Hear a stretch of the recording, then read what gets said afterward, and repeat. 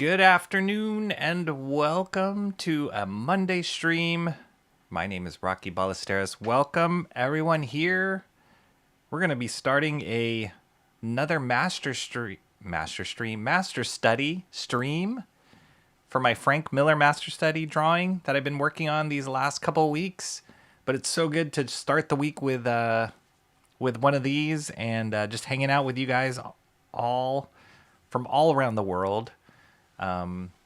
Good time to get started and just get started on the right foot. I was hoping to get another master study stream, as some of you might know, at the end of last week. We did one at the beginning of the week, and then I was hopeful that I could get another one towards the end of the week.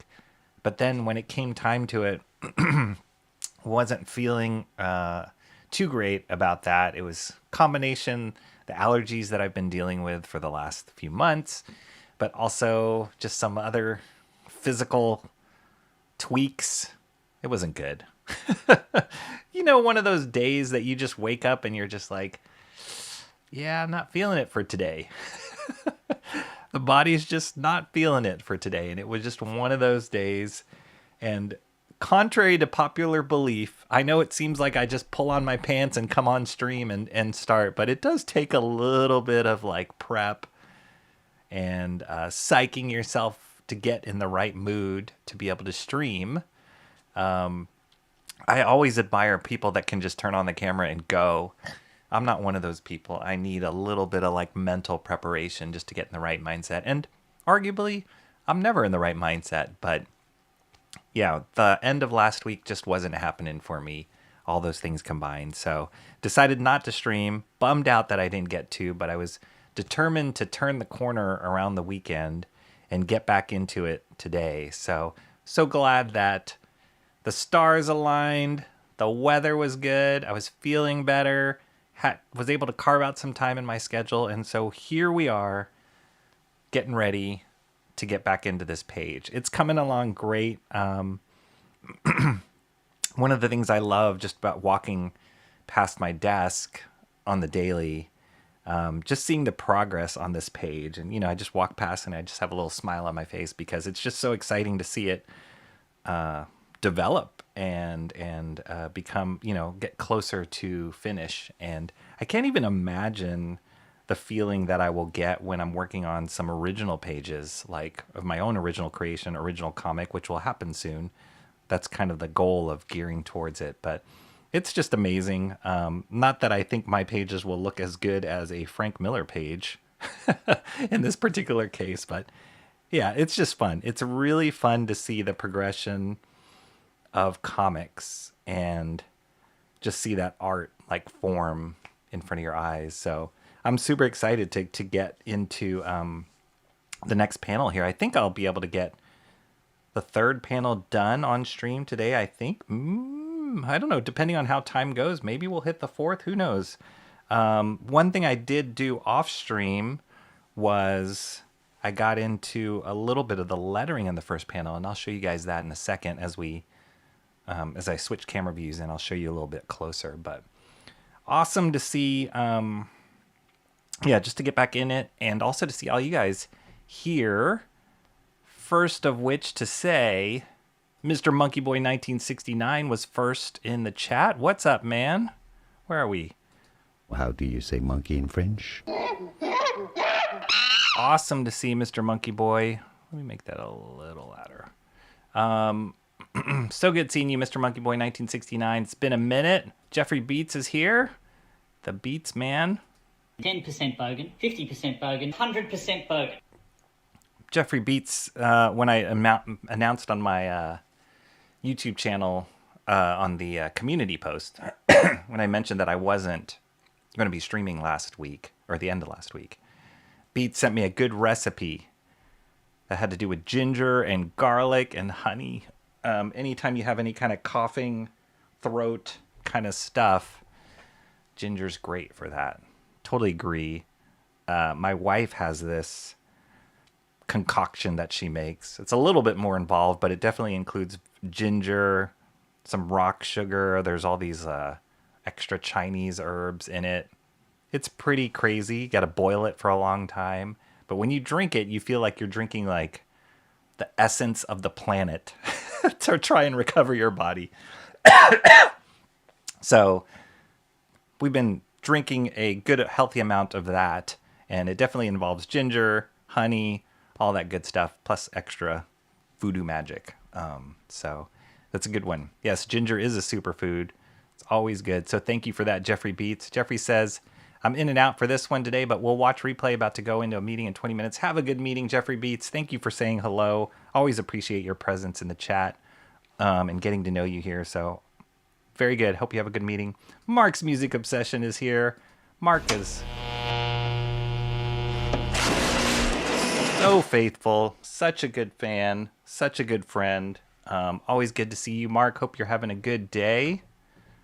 I saw Florida's getting some rain this week, so don't know if you're going to get much boat time, but was also thinking of you on Sunday, Mother's Day. I know that might be a tough one for you this year, Mark. We miss your mom, but yeah, definitely thinking about you. You're one of the first people I thought of when Mother's Day rolled around. Jeffrey Beats tells Mark, good day, legend. We seem to be in the same streams. Oh, sorry. I forgot to turn this on. Yeah, it's always good seeing there's like continuity there. Always popping in streams. I saw Cranberry was streaming this weekend and he was doing a draw stream with Katie. I love it. It's just everybody's building upon this community. It's really fun. And, you know, if we didn't like each other, we wouldn't be doing that. So it's really cool to see that just kind of continue on, not just on this stream, but other streams. A bunch of you guys were in Sean's stream last night. I was just there at the beginning of that where he revealed the new cover on his Spring Ball Terminal Monstrosity. Holy moly. John Malin cover on that. And speak of the devil. What's up, Sean? All right, so we are going to have to find... All right, let me see if I can do this. Shanth was having a little bit of a technical difficulty yesterday. It was a little embarrassing, Shanth. Little technical difficulty of... Now I'm having technical difficulty of... And I think he was just playing us all. That's my hunch. But let me get it here. Yeah, no, that's not good. But when he was revealing that cover last night, man, it just made us all like pins and needles waiting for that cover to be shown. So here we go. I'll share it with you guys. Let's look at this Terminal Monstrosity. Here's the new cover. For those of you who didn't see the new, look at this. That is crazy. If that didn't jump off the pages of the late 90s, early 2000s, I don't even know what is. That is amazing. That is an amazing cover. The colors are on point. Definitely incredible vibes of that Image time, which is where Spring Ball was birthed out of. So it's amazing to see John Malin, who is a consummate professional in the comic book world, has worked on tons of stuff. X-Books, Thunderbolts, that new movie, which I actually saw last weekend. Not last week. It was all right. It wasn't too bad. It wasn't my favorite, but it was better than some other stuff I've seen recently from Marvel. But Thunderbolts, Cable, and now a Spring Ball cover. That is insane. So please go back that cover. I know I am. I already backed Sean's book. I wanted the new issue, and I backed the head sketch level to that. But Sean also posted some new levels of or tiers here. He's got the John Malin cover tier there. He's got cover B tier, a new cover that Sean himself drew. Then he's got the, where is it? That was the original one I did, the Inkhead sketch. And I want to add on that John Malin cover in a bit. The completest tier, look at that, 3 already claimed. The ink sketch on black tier. What the blazes? All-Star Spring Baller. Shant's all over the place, man. Look at all these awesome tiers. So go back it. This one's going to be an amazing one, especially with this cover on there. It's incredible. I'm so proud of Shant. Working so hard.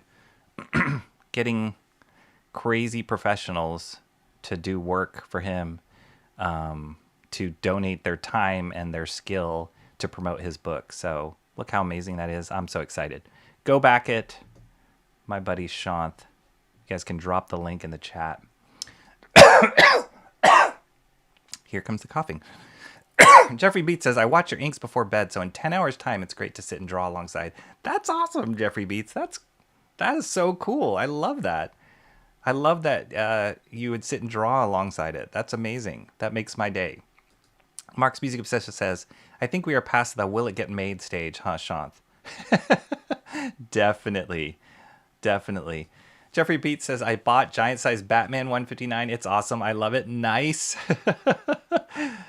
We may or may not have influenced you in that. I don't know. There's something about that large size. It really, I don't know. It's just fun. It's exciting, especially when the art is like popping off the page. So it's good. And it's tempting not to buy the large size for all of the issues. But I've held back. I've held back. My wallet has kept me in check. But glad you're enjoying that. Mark's Music Obsession says, gotta fix that issue with the perk, Shant. Still can't put both new covers in the basket at the same time prior to checkout. Shant's working on it. Woke up with a killer migraine, barometric pressure change, I think. And it's possible the headache comes from the fact that you don't ever sleep and take care of your body in that way, Shant. That's possible. Barometric pressure be damned. You gotta sleep. So, yeah, but Shant will get it done. Don't you worry, Mark. It's gonna happen. Give Rocky a like group. It promotes the channel. Thank you, Jeffrey Beats. Yeah, definitely. For those of you who are watching right now, please hit that like and subscribe if you haven't already. It all helps. We're at 550 subscribers right now. Let me just double check that. That's awesome. That snuck up on me. 550 subscribers. And I know Mark will ask, because Mark always does. We're at 2,830 watch hours. So we're getting really close to 3,000, which is one of our benchmarks here. Yeah, it's coming up really close. And once we get there, then we can get into like paid subscriptions. What does that all mean? Trying to figure that out behind the scenes myself. But it's going to be awesome. And I definitely want to make it worth anybody's while who wants to become a paid member of this channel. I don't want it to be just a pity pay. I definitely want it to be worth people's while. So we're just trying to figure out ways of doing that. But so exciting that we're getting closer and closer to that every day. Do you see why Rock and I are friends? Why are we friends? I don't know. Because we keep the same hours? I don't know. It's our good looks? I don't know. Thanks again, Rocky. You and Shant both remembered, and that is greatly appreciated. For sure, Mark. For sure. Yeah. You're one of us, Mark. There we go. For sure, Shant. What's the what? There we go. See? We know. I know you, Mark. I see you, man. Thank you for the accountability. Thank you for being on top of it. It's amazing. Dude, I had to restart. It was insane. Yes. Emo trash. How are you doing, Emo Trash? Any classes coming up? Any classes for tonight? I don't know how long I'll hang, kind of in my introvert energy. Hey, you know what? No problem. But this stream can't derail itself. That's all I'm saying. I don't know, Emo Trash. It's kind of calm. It can be calm. It can be calm, maybe. Today's a calm day. I'm trying to be the first to back Shant's new second cover. That's awesome. It reminds me of those times like, oh my gosh. I don't know if people do this with movies anymore, which is kind of a shame. But don't you guys remember like standing in line for movies or even comic books in the 90s, like during the Image craze? Holy cow, like waiting in line for books to be released. But definitely movies. I can think of like Star Wars for sure as an example of when those movies came out and people would be waiting in line for days. The release of the new iPhone, when the iPhone came out the first time, people were camping out. That's what it's kind of like. Mark's camping out, waiting for the tech to get in line so that he can add the stinking cover on. It's okay, Mark. Your place is secure. Don't worry. Katie, Ema Trash mentioned just now, Katie was streaming earlier. Oh, I missed that. She was playing Lego Fortnite. Wow. Which didn't feel like Fortnite at all, so it was acceptable. Okay. She had Courtney on as well. I don't know Courtney, but that sounds cool. Yeah, it was so cool. I just caught a little bit of Cranberry's stream after they were done streaming, or I would have jumped in the chat. But I saw that they were drawing at the same time. So I love that. I love the coordination. I love that they're just hanging out and drawing. It's really fun. Here's Mark's Music Obsession. Posted the link for Shant's campaign.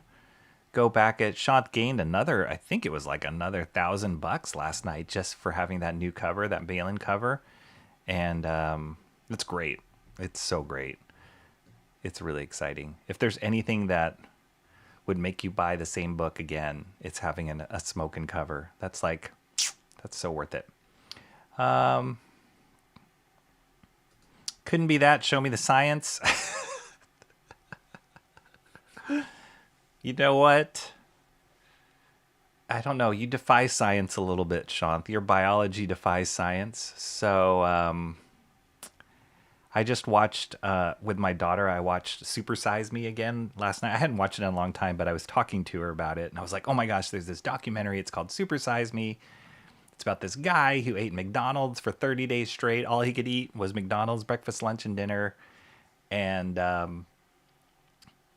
like she couldn't kind of believe it, you know. And actually McDonald's isn't really in her top, you know, as far as fast food. We don't eat that much McDonald's at all, if any. And so she couldn't kind of believe it. But shortly, like we were in like day 5, day 6 of the journey of Morgan Spurlock's journey. And it was so disturbing and so scary. And I don't think she's ever going to touch McDonald's after that. So that was a perfect example of not just spitting out facts and data, but showing the day-to-day. So maybe we need to do that, Shant. We need to have a documentary of Shant without, you know, a daily in the life of Shant and how no sleep affects you. I think we'll be scared. It's going to be like looking at one of the things in that movie, Super Size Me. They had a special on the DVD where it was kind of separate than the actual movie, but they were showing how the food degrades or molds after a certain time. So they compared it to like a fresh burger and a burger from a local burger joint and another fast food and then McDonald's burger. And as you can imagine, McDonald's burger started molding last compared to the other burgers. Like the other burgers started getting moldy like within 1 day or 2 days. But McDonald's burger took, I think, a week or so before you actually saw anything change on it. But the even more frightening thing was they had a pack of fries, an order of fries within that experiment. And even after, I think it was like 30 days, the fries looked exactly the same from when they started. So you didn't even see any molding on that after like 30 days or something crazy like that. So I kind of think that's you, Shant. You are the McDonald's fries of sleeping. So maybe that wouldn't work. But that'd be a fascinating experience. I think we need to do a reality show starring Shant and Jetty. That would be amazing. Uh-oh, he's chewing him out, brothers. What's up, K-pop? How you doing? K-pop's another person who I don't think she sleeps. I used to be one of those people. I can go late, depending on certain days. But as I've gotten older, and Shant and I are the same age, you would think that age would affect you. But I don't know. Shant, I don't know how he does it. He's preserved. Emo trash is free. All right. Classes are done. Nice. Waiting for my slow professor to grade the final essay and put grades in the system. Super Size Me is about a man living... or your nightmare. I don't know. It's disturbing. It's really disturbing. And watching it again... The sad thing is, Morgan Spurlock, rest in peace, he died last year. I think he had cancer. He died from complications of cancer last year. Hopefully that had nothing to do with his efforts in Super Size Me. I mean, he did other documentaries as well, but yeah. I don't know about living his dream. Have a ginger and lemongrass drink in hand now after that opening. Has just got a touch of Florida citrus honey for sweetness. Nice. Florida honey. Oh, Florida citrus. Florida is known for its citrus. They made us watch Super Size Me in school. Yeah. Fifth grade. Awesome. He did a Super Size Me 2, which I think was about like the chicken industry or fast food chicken industry. I never saw that one. I saw another documentary that he directed called Rats. That was disturbing. That was totally disturbing. That was just about how rats populate the world and how they're viewed differently in different parts of the world. How the population of the rats in New York are more than humans. It was gross. It was kind of like a horror documentary, actually. Or docu-horror. I appreciate that. I'm Samara looking at the clock. John is here. What's up, John? Goes, what's your name? He goes, John. Catching up 9 minutes out. Awesome to see you, John. John's been on all the streams lately, too. John, meet Emo Trash. Emo Trash, meet John. I don't think you guys have ever met. I'm happy to introduce the two of you. About Tyson. Oh, was it about Tyson Chicken? I don't know. I didn't see it. But he was the same guy. I don't remember. We also watched that one. Yeah, it was called Super Size Me 2. And I think the reason why it didn't get as wide of a distribution as the first Super Size Me was there was like some scandal with him, inappropriate relationship or something. He kind of got canceled, like temporarily canceled, and he disappeared from the scene. So I think the distribution on that film got dropped and kind of messed up. So not a good way to, I mean, his career was like just on the up and up, and that like derailed it.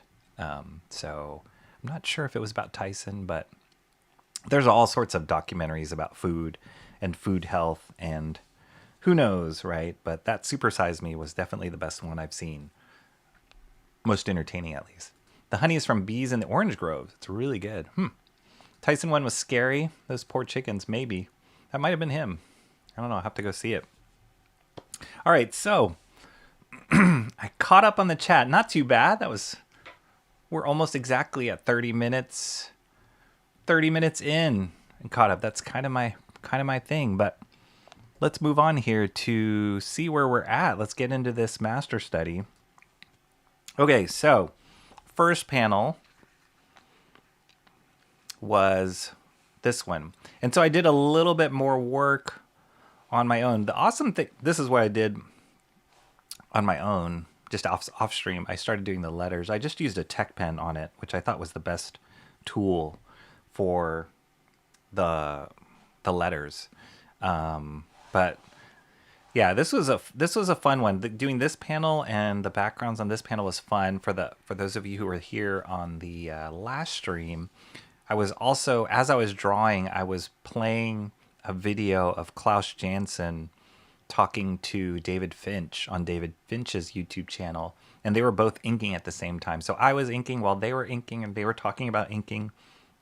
It was really fun. I mean, it might have been confusing for some, but I thought it was fun because Klaus Janson was the inker on this particular Daredevil page by Frank Miller. So it was kind of cool just to see him work the techniques he did and also talk about the industry. It was a really fun interview for Finch because he you can tell he's done a lot of interviews in his life. And just the way that he was talking to Finch, he was like, "Tell me, David." Like he was kind of drawing a lot of information out, even though David Finch was interviewing Klaus Janson.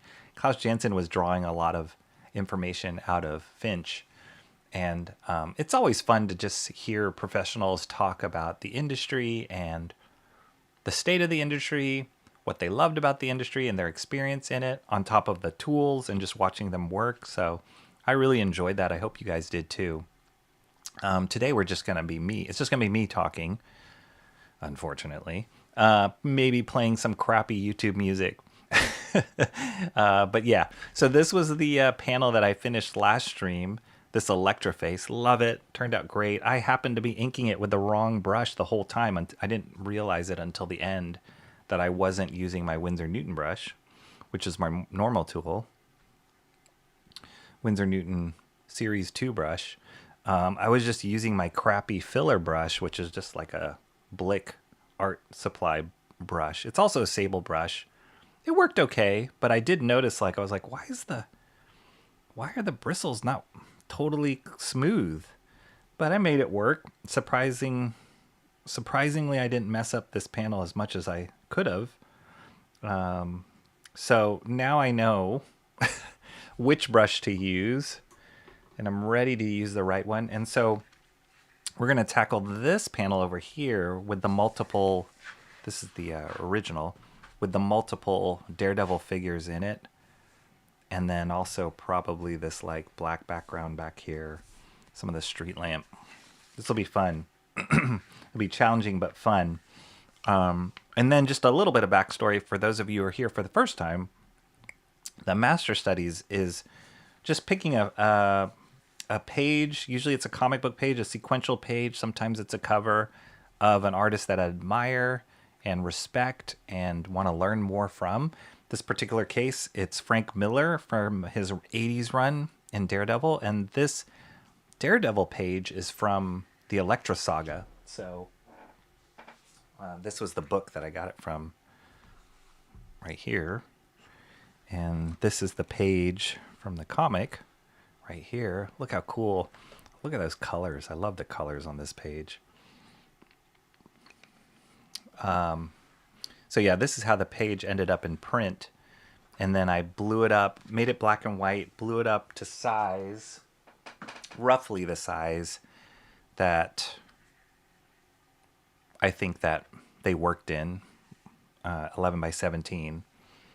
Did the pencils right here. This is the pencils of that page. And then scanned this in and made it blue line and like dialed it back a little bit so that when I ink, you can't really see the blue lines that clear, as dark as it is here in the original pencils. You can see the difference right there. This is the actual pencils that I did. And then this is how much I dialed it back in Photoshop. So then I printed this out on a clean sheet of Bristol, and now I'm just going through and inking it traditionally. And the more and more I get comfortable with this process, the more and more I'm convinced this is going to be how I like to do comics. I mean, I've seen people do amazing things with digital comics or digital illustration. Oops, wrong one. There we go. Digital illustration with comics. I've been reading this manga I shared with you guys a few streams ago called Search and Destroy. It has such a cool look to it, and it's drawn all digitally. It's got this very traditional look to it. I'm really impressed with the way it looks because it feels really traditional, even though it's digital. But there's something to the like, yeah, the traditional page that's just so appealing to me. So I love that. I love the craft of it. I love just putting ink to paper. And at the end of the day, having a finished page is also really rewarding. All right, let me just catch up here and then I'm going to get going. Oh, Shant says Big Chicken silenced him. Maybe. That's scary. It's scary to think, but possibly. Huge lobbying, lots of money that goes into those industries. So anything that threatens that, I can see them getting really protective. John says, poor Shant, when Malin graced his stream again, having issues with Ecamm were which Malin warned him against the other time he was on Chance. It's okay. That's part and parcel. It's all part of it. Where is Comrade Sammy to pick up the derailing slack from Emo? That's a good question. We are missing a few regulars at the moment. Cranberry is likely at work. Where are these people? It's okay. It's okay. I'm not going to take it personally. I'm going to say something immensely important must be going on. Okay, let me move this over so that I'm not going to squirt a bunch of ink on the originals. I'm just waiting for that to happen. One of these streams, I'm going to have like a huge disaster where I spill something or squirt something, some ink, and it's just going to all come crashing down. Then you'll see the real Rocky. What happens when everything goes wrong. All right, let's see. So I'm using, just to go quickly over my supplies, using Winsor Newton ink, Black Indian ink. I like it. I like the consistency a lot. It's not the most thickest, gummiest ink I've used, which I like. It's a little bit on the thinner side. Not the thinnest ink I've used so far in all these master studies. It's kind of a nice medium. And Winsor Newton Series 7 brush, number 2, is my size of choice. And then I just squirt it in a little ceramic container here just so I can dip easier as opposed to dipping straight into the bottle. And that's it. That's it. Doesn't take much. It's just, I don't have many tools here that I can blame for messing up. It's just me. Let's see, where's a good place to start? I think I'm going to start at the leftmost and move on here. I think. Right? Here we go.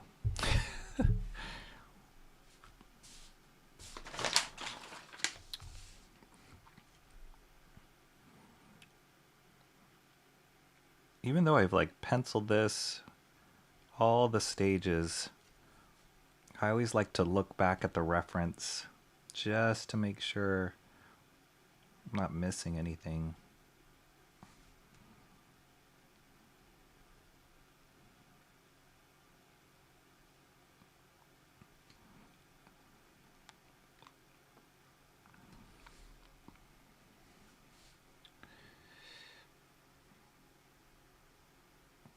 Yeah, just putting down these first lines. It's amazing that I inked that whole panel of Electra without knowing I was using the wrong brush, because it feels like night and day with that other brush. That other brush, it felt like, oh, it's dirty. I'm like struggling with the lines I'm throwing down.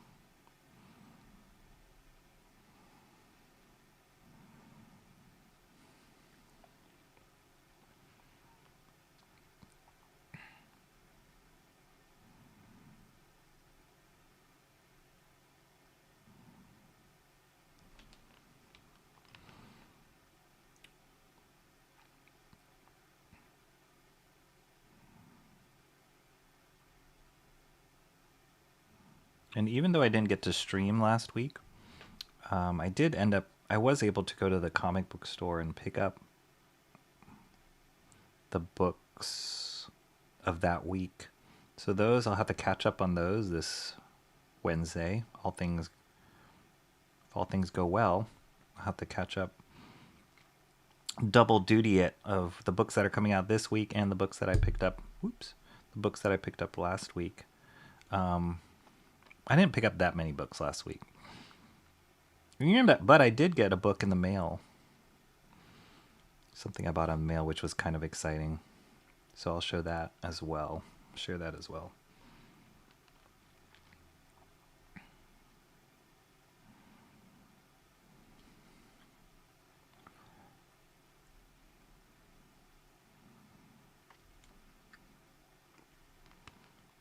The one thing I learned from watching the Finch stream with Kosh Jansen was that he uses both nib and brush. I'm opting to just stick with the brush the whole time.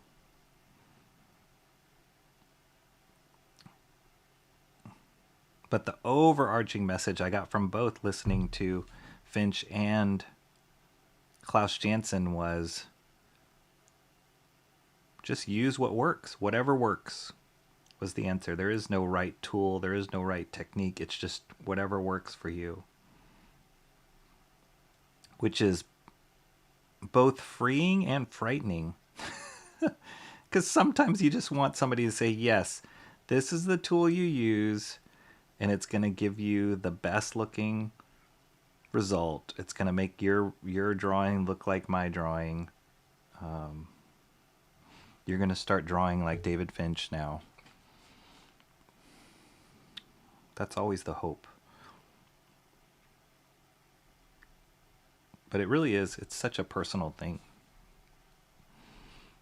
It's like, how steady is your hand? What kind of line quality? What kind of line quality do you want? How comfortable are you?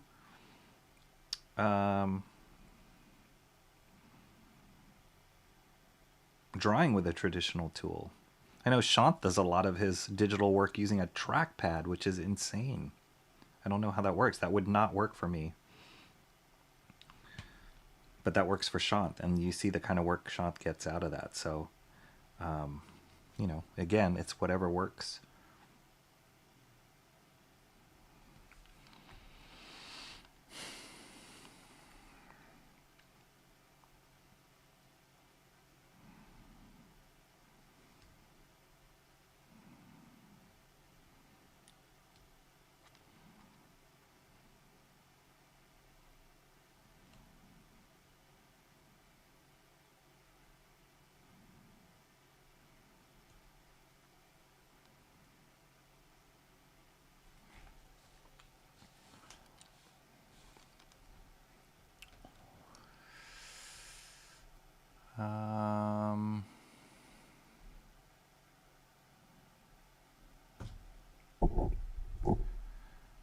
John is asking, does traditional slow you down with trying new styles and techniques?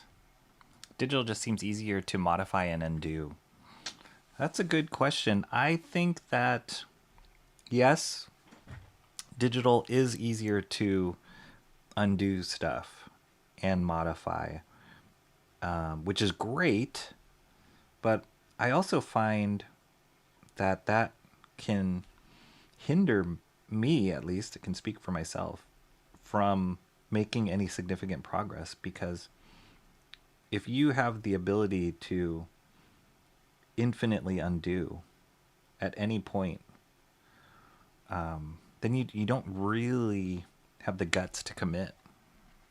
You're like, well, I can just try this. What if I try this? Oh, what if I change this little thing? What if I... And traditional just forces you to just like commit and live with the decision. Because then you weigh out like, well, how easy would it be for me to correct this if I want to change it or start all over? And with digital, there's like no barrier to start over, really. It's just like, oh, okay, I have infinite addos. I can time travel and go back to my saved game of this drawing. No effort. So I love, at least for me, that's what traditional gives me too. It's like, okay, you just got to live with it and work with it and roll with the punch. And sometimes you get a happy mistake and sometimes you don't. But it also makes like the magic, that's where the magic happens. Because then there's stuff that happens, that some stuff that occurs in the artwork that I wasn't really trying to get, and it just happens, and you're like, oh wow, it makes it so much more rewarding. The little accidents.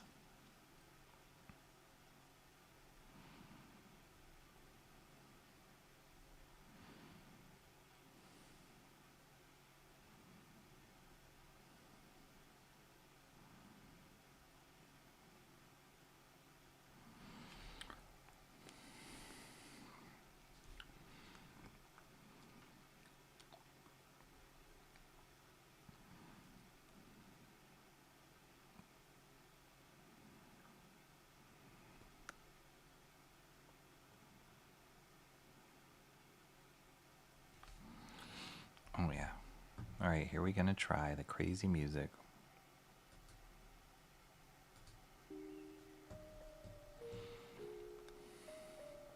Depending on the program, what you're doing, it takes a lot of precision to modify. Yeah, it does seem so. It really depends. Traditional does seem cathartic, like ASMR or something, though. I think also it's like unique. You have one of a kind result with traditional.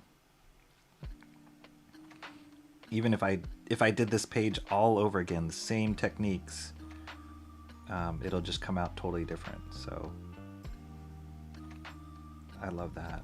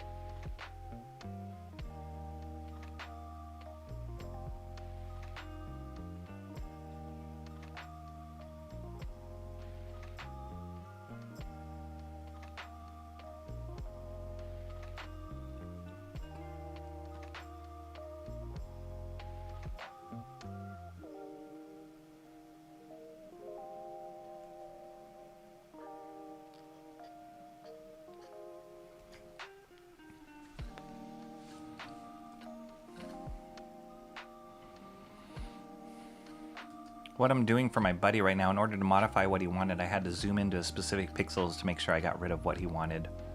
And didn't accidentally erase what was supposed to.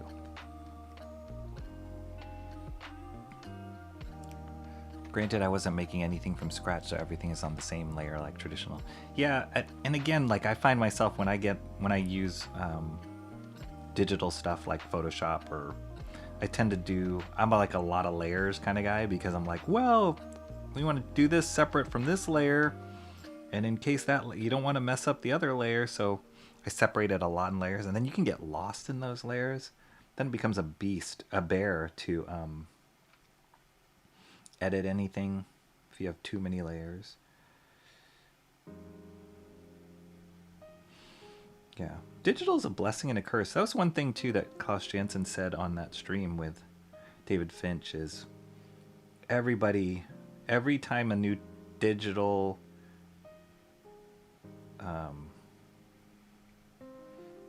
tool comes out or technique comes out, a lot of the motivation is it's gonna save time. It's gonna make this more efficient.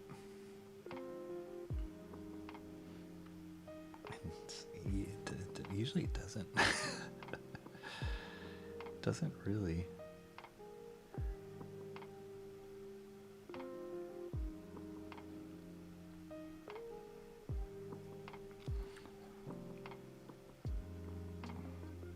I have to confess, I drank a Vietnamese coffee for lunch, and we had lunch with a friend, and I got a Vietnamese coffee, and I'm a bit jittery, I can tell, with my hand control right now. So that also factors into things, how much caffeine you have in your system.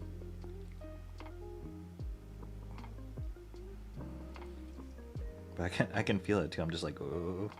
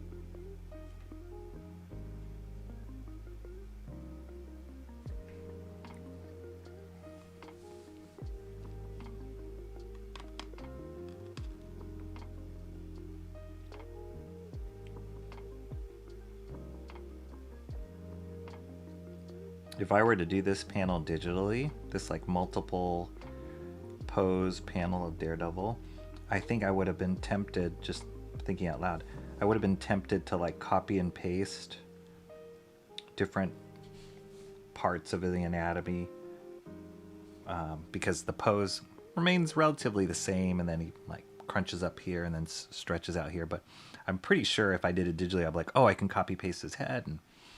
But here, Frank Miller didn't do that. He drew each one, so there's slight differences on all these poses, and that's something digital leans into copy paste to be more efficient. But I see that all the time with comic book artists who draw all digitally, and they have panels that are repeat panels. They'll just like, they won't even bother changing the panel at all. They'll just keep it, just copy paste. And I'm like, well, you could have just changed it a little bit.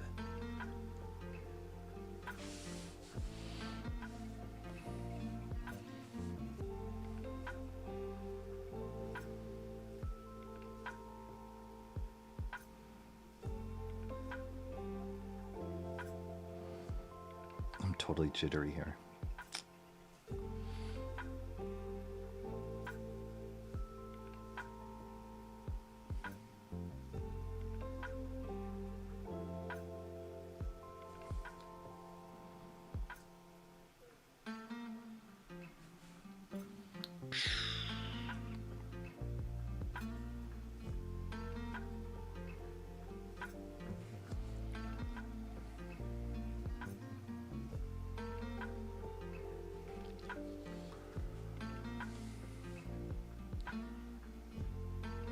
Woke up early because of a loud storm, so I will not be pulling a Shanth tonight. Early for me, which is early. Emo Trash asking, does your area flood often, Mark? That would be frightening because he's right up your your backyard is right at the dock, right? There's a dock back there. All the water just goes into the bay, and the sandy soil base sucks the water up fast under the grass. That's cool. It's like a built-in stopgap there. Flat for about 20 feet behind the house, then a gentle slope down to the seawall from there. Nice. Emo Trash says, my avatar had like almost 50 layers by the end of it, though. Unfortunately, I can sort my layers into specific folders, so it's easier to find them. Do you name... Oh, here you go. I can also name them, which helps a lot. Are you a layer namer, Emo Trash? Depending on the speed at which I'm working, sometimes I can name. Sometimes I'm good about naming my stuff, but then there's other times where you're just like layer 43217, layer 43217 copy, layer 43217 copy. And then it's like, oh man, I'm lost.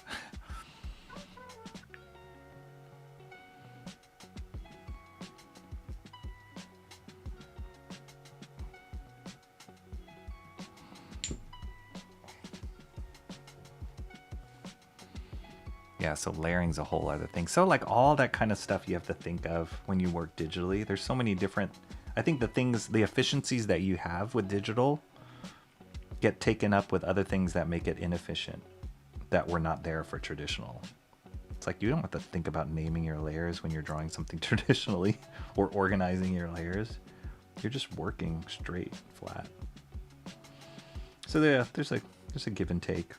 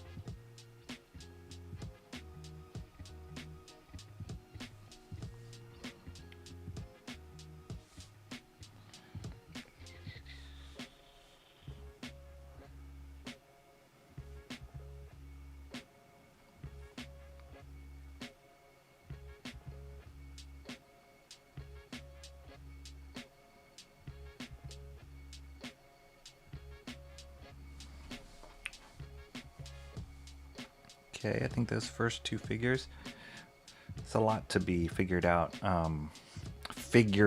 But once I get these streaks in there, but I'll wait till the end there.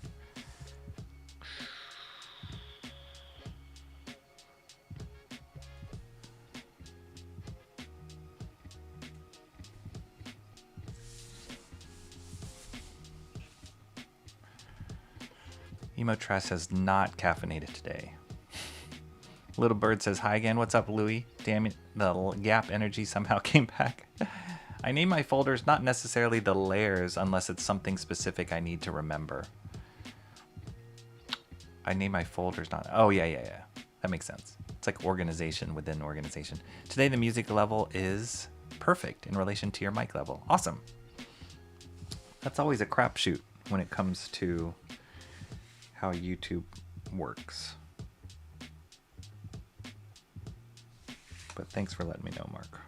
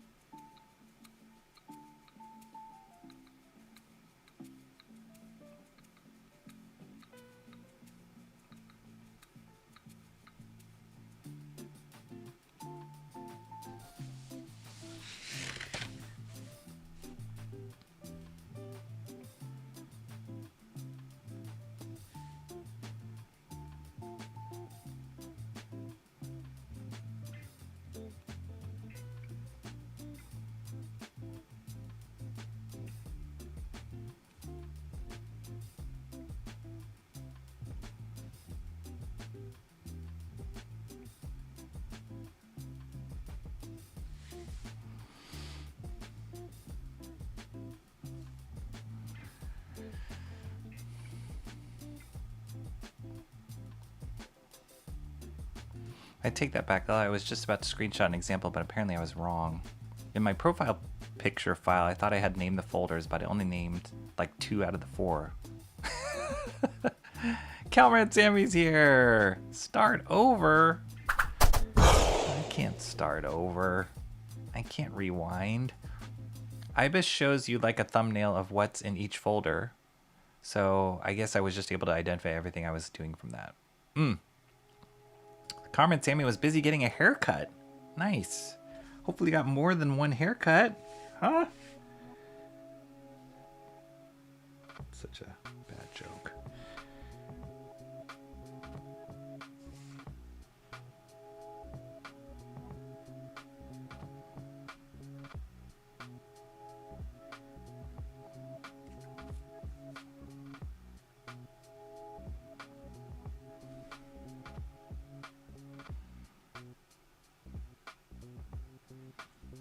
Lines are so delicate. You screw one up, that's it. Can't hide behind it.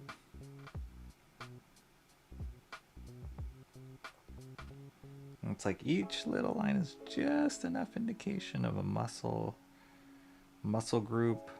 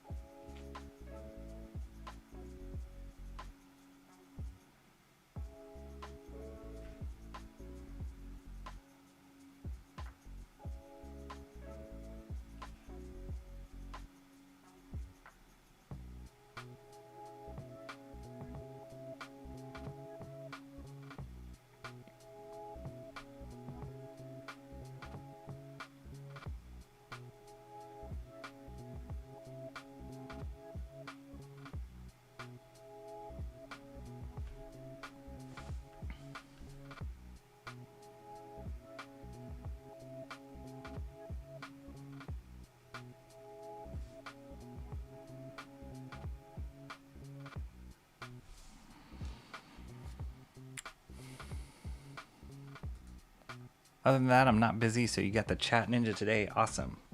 We got 100% Chat Ninja. I'm not distracted with any other work or turtles.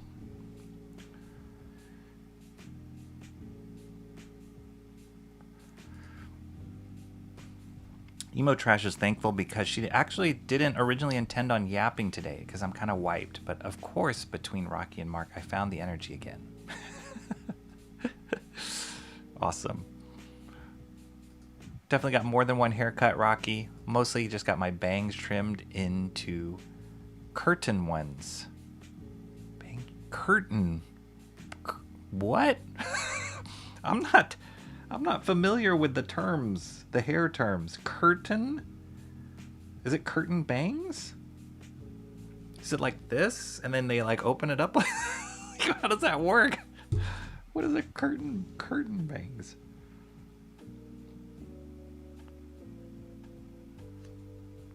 I don't know. I just go to whenever I go get my haircut, I'm just like, number 3, please. And take about half an inch to an inch off the top. That's it. Simple.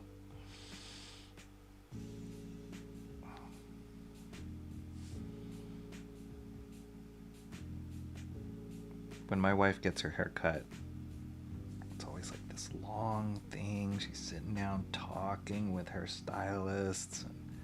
She says she has this conversation. They talk about this.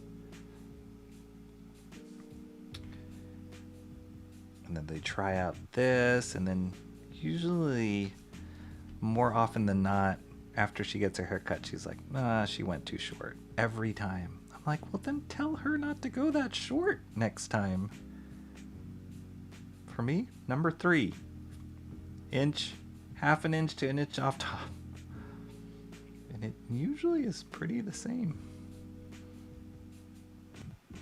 Then again, my hair doesn't look as good as my wife, so maybe that's part of the problem.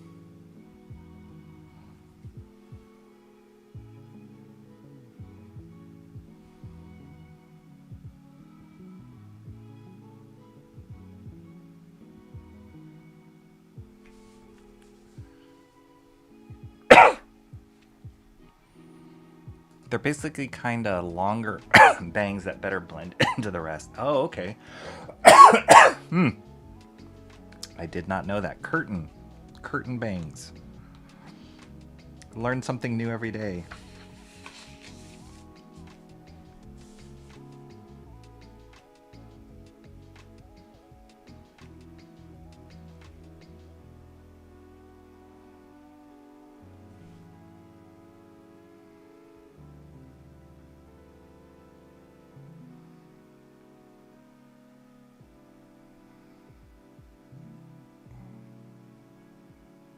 I think for me, the most complicated thing I ever had to deal with my hair is like my I have like the worst cowlicks. And so it's always sticking up in the back and swirling in the wrong way. There's nothing you can do about it.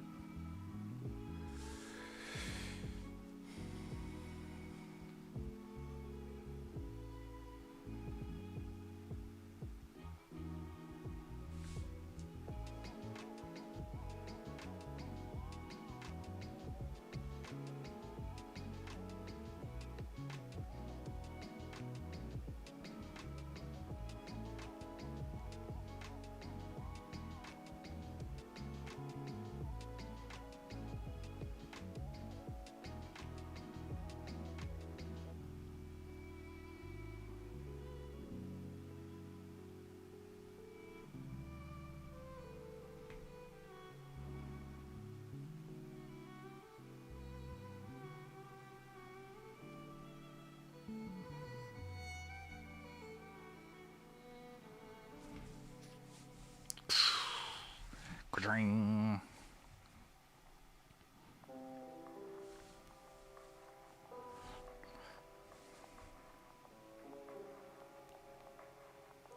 It's cool. All right, moving on. Got 1, 2, 2.5 more figures to go. It's going fast.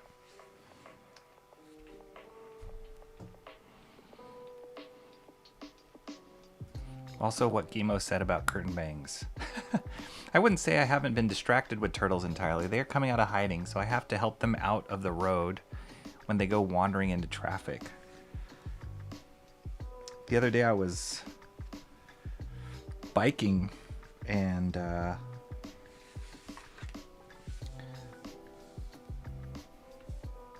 was biking near a lake and just ran into a whole family of raccoons. They're just chilling, not even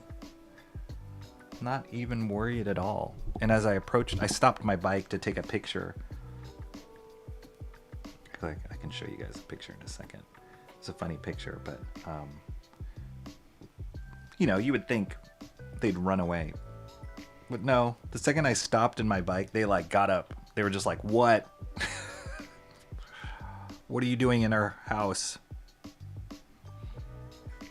They got in defensive position, almost offensive position. Just like, I'm just taking a picture, guys. But yeah, we don't see many turtles, not wandering turtles where we're at. Raccoons, gophers, occasionally coyotes howling in the evening.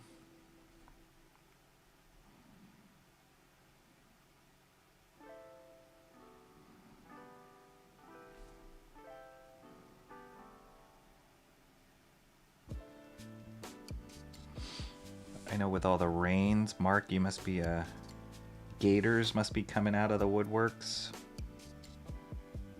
Is it gator season? Is there a gator season? There must be.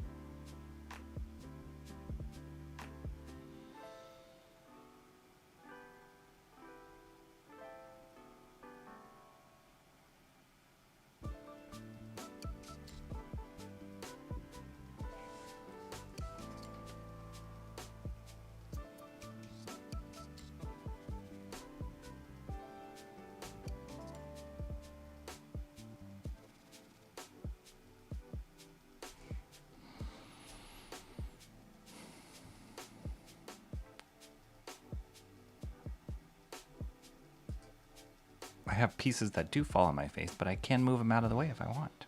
Nice. Honestly, I don't exactly know what hairstyle looks good on me, so I've just been experimenting recently.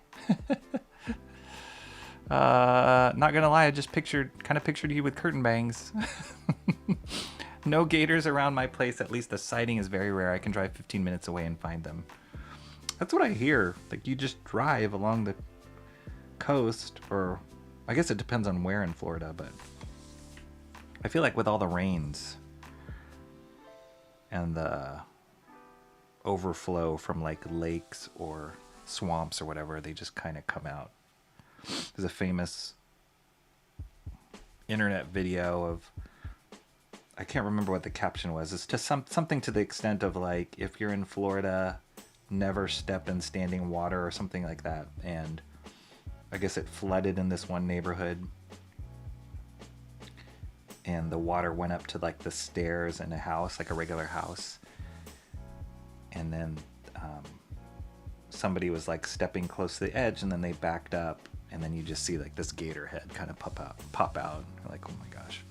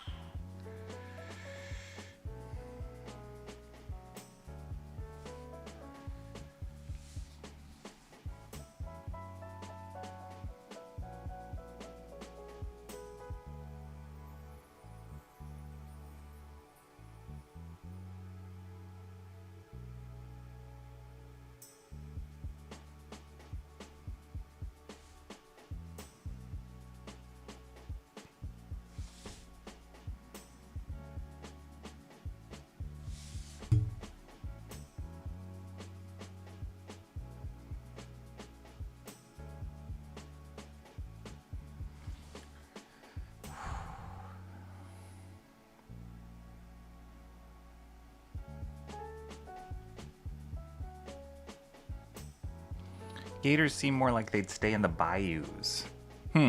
Yeah, I guess so. Like, yeah, like not near the ocean or anything like that. That makes sense. I will say they are the bangs I like the most since experimenting with my hair, Comrade Sammy says. That's like us, but with kangaroos. That's not a knife. That's a knife. What's up, Bancroft? Representing Australia. Is there really like free roaming kangaroos? Or is that just a perpetual stereotype? It's like the equivalent of gators in Florida as kangaroos in Australia.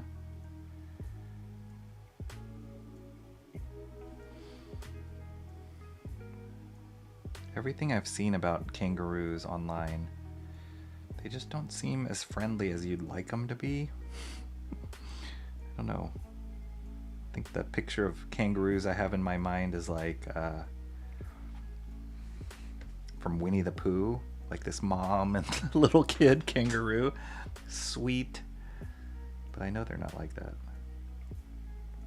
I always see all those images of like the ripped, super ripped kangaroos that like box humans. It's probably more reality.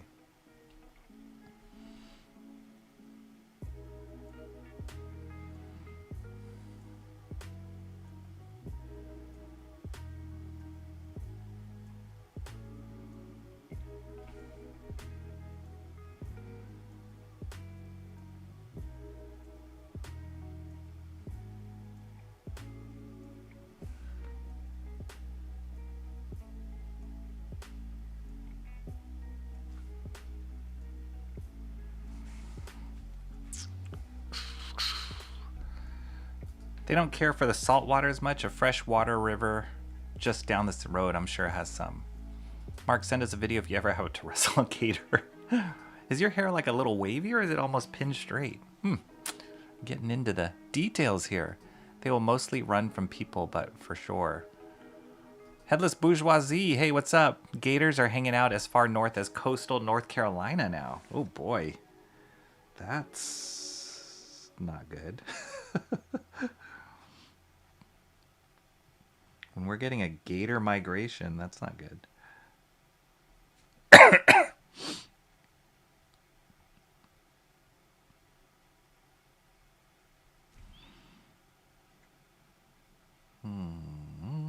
see, should I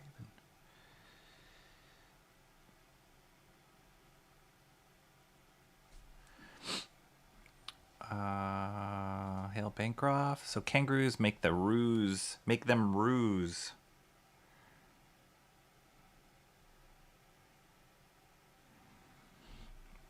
If there's open land that goes out to the bush, there can be ruse. There's a park 15 minutes away from us that backs out onto the open bush, and they're everywhere. Wow.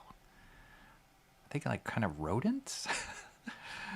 That's crazy. Just to have them roaming everywhere. I guess are they? There must be rules, right? You can't like.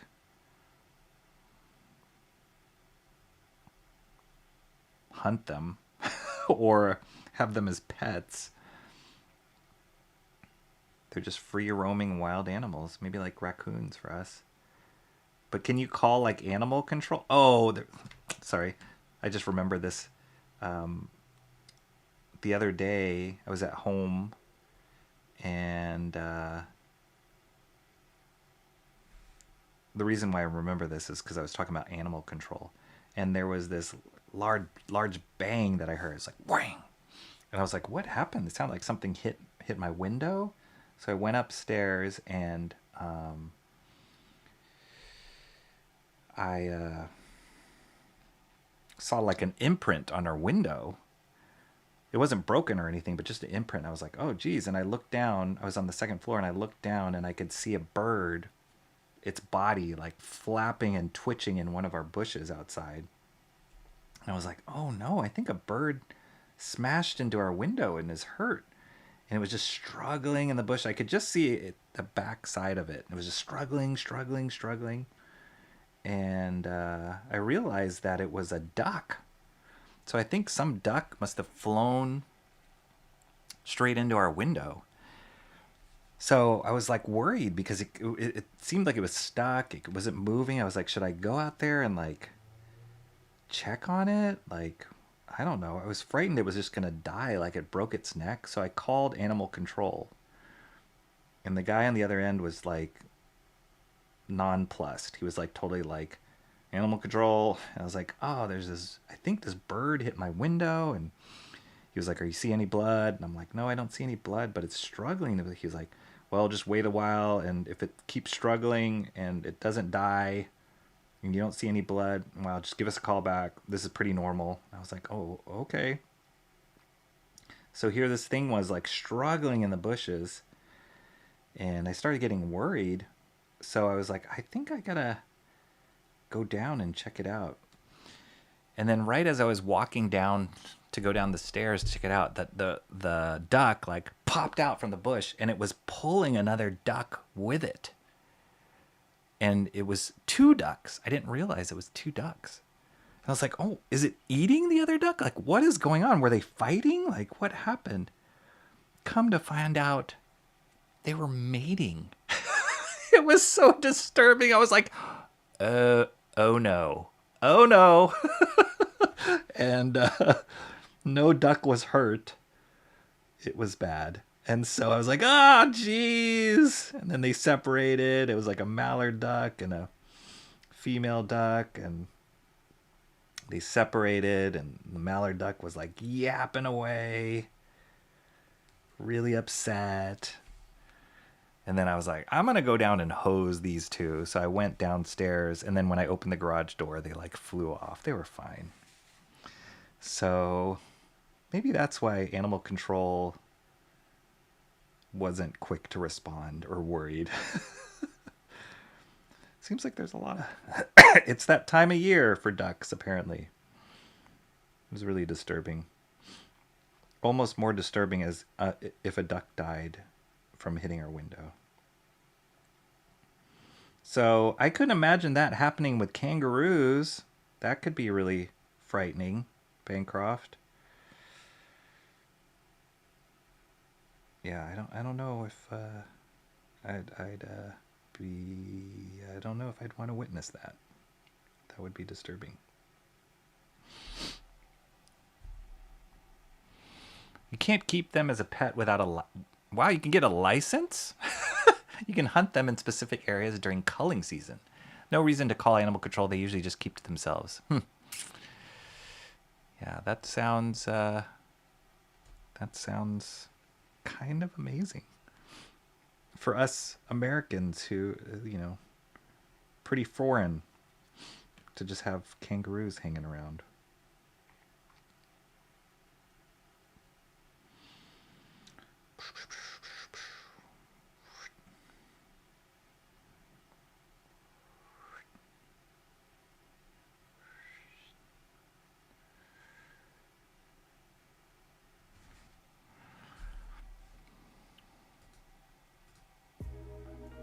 Wait, I just played that song.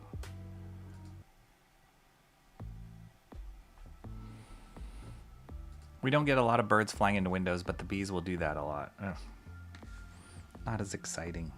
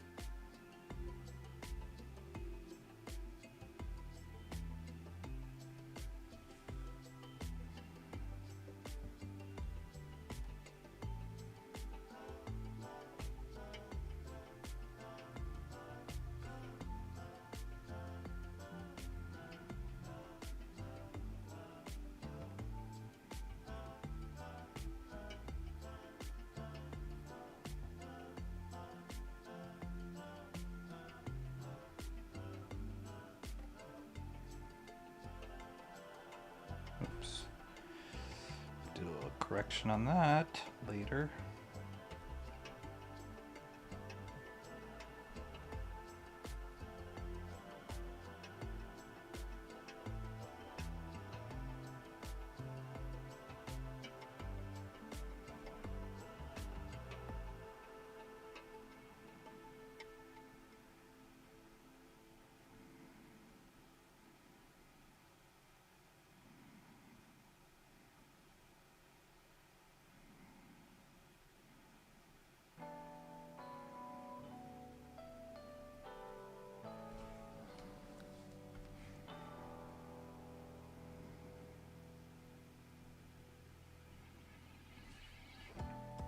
One thing I'm thinking of for like whatever the next master study is possibly looking at like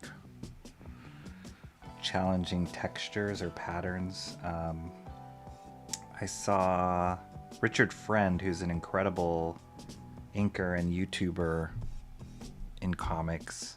He's inked some of the best people in the business.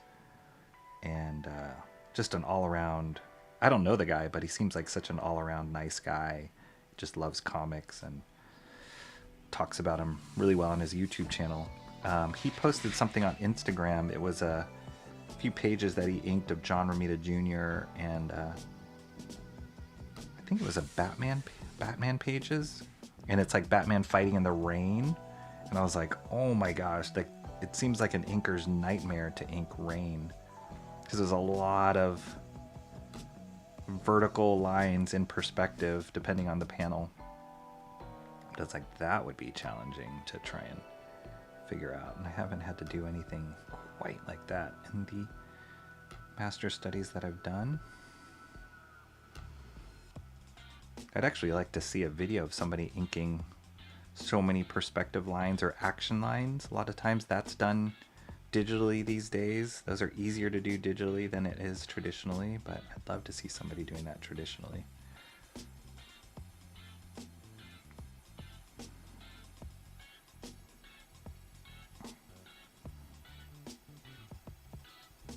Because perspective is hard enough, let alone drawing multiple lines to follow that perspective.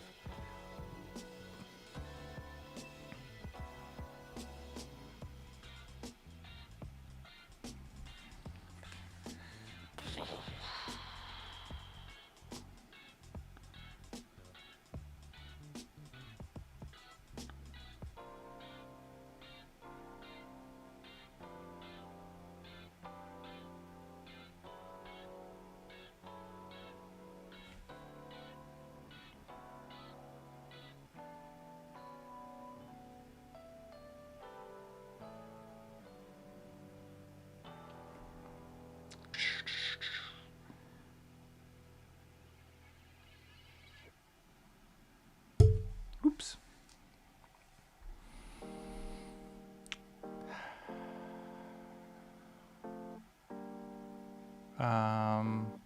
Rob Arnold gets them outside the front of his house every day. Yikes. Kangaroos? Insane. Like if you have a dog, I guess depending on the breed of dog, how would they respond to kangaroos? Because I know some people, like, their dogs will get mixed up with, like, get into fights with raccoons, and it can end pretty badly for the dog. So I wonder how that is with kangaroos. Like, are you fearful for your dog or your cat if they ran into kangaroo, or are they left alone? How would that work?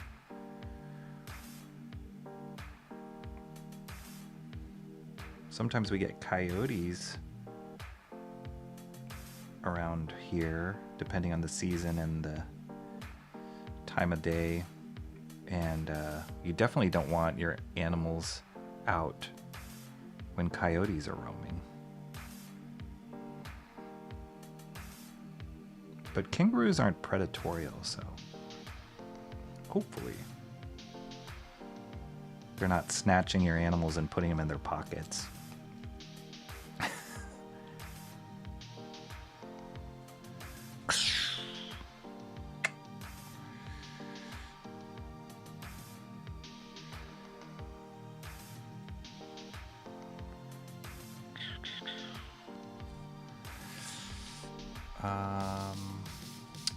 Mark says, where I grew up, it was white-tailed deer all over the place. Is Richard still streaming? He records videos. He's released some videos.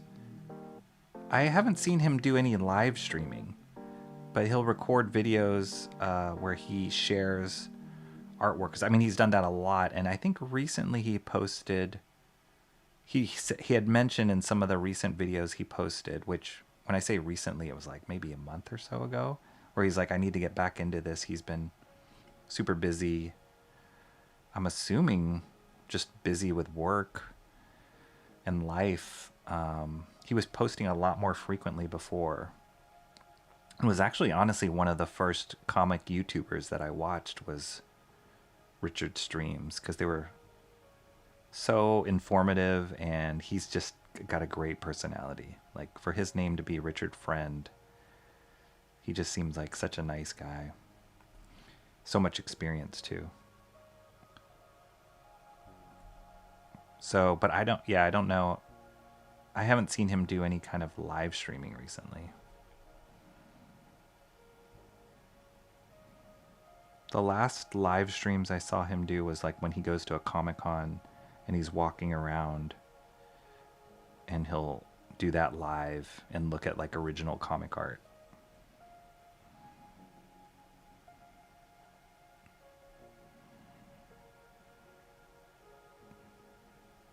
And what makes his content so appealing to me, at least, is he's just as much a fan as the next guy, even though he's like working in the industry and knows many of the people he's a fanboy about.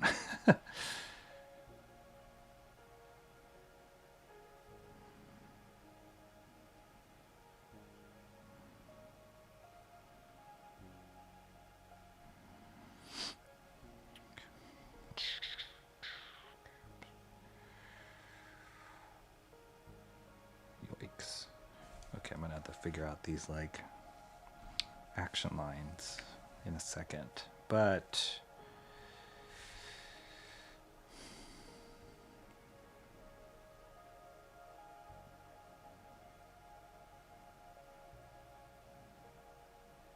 my hand control has been very lackluster today because of the Vietnamese coffee, I'm gonna say. Okay, Katang. I'll do the Katang with technical pens. Here, I'll do the street lamp with the brush.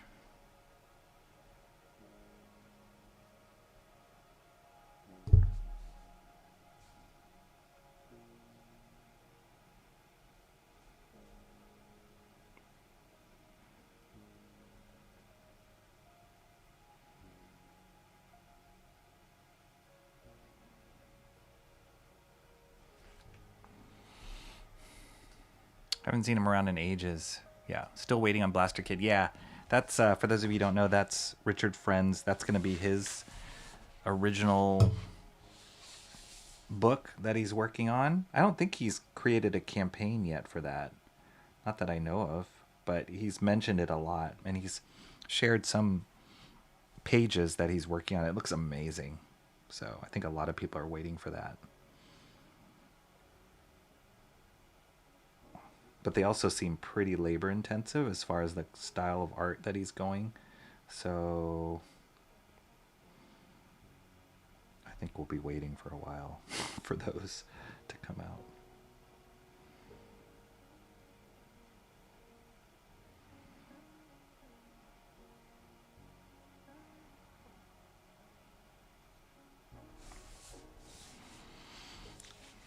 Tang.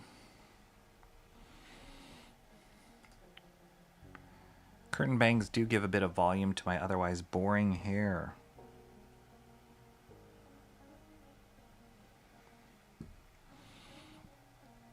Haven't seen his streams, just a few posts, K-Pop Junkie says. Yeah. He posts pretty regularly on Instagram. Just the static posts. And that's good. He's been posting just past prior work that he's done, originals that he has.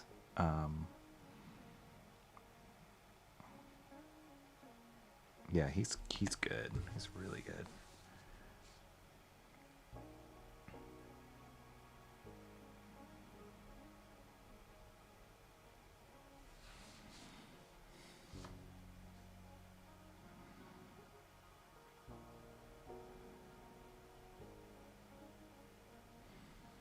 I know he used to do art lessons too, like I don't know if it was through Patreon or something where you pay a certain tier and he would critique artwork, give tips.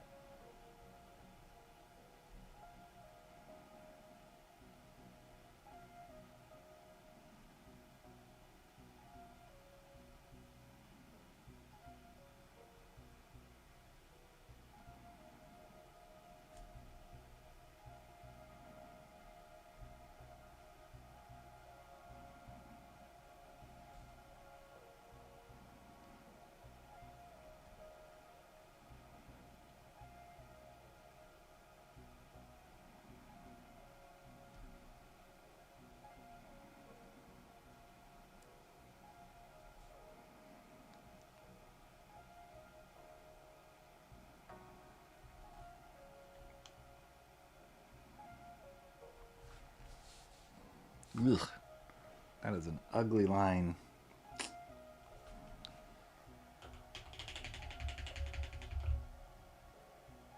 I'm going with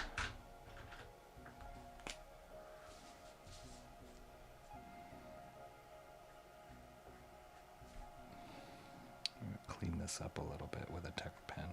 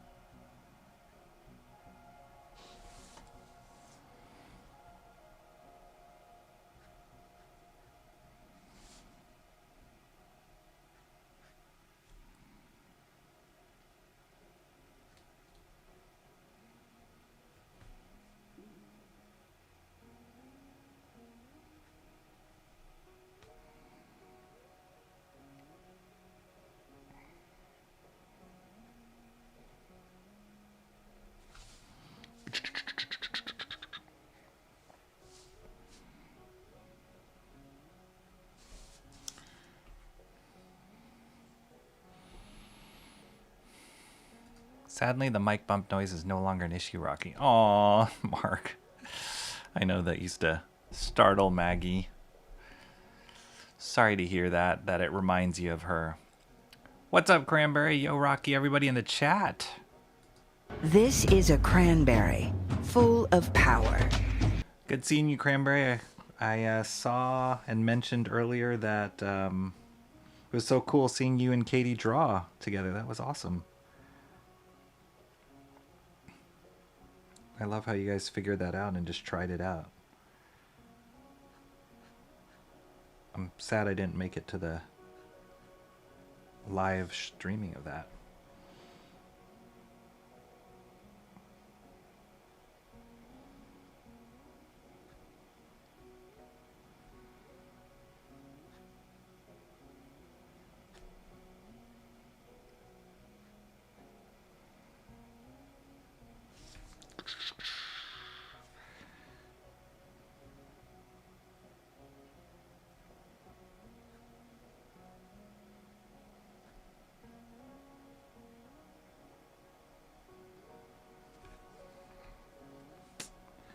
Ugh.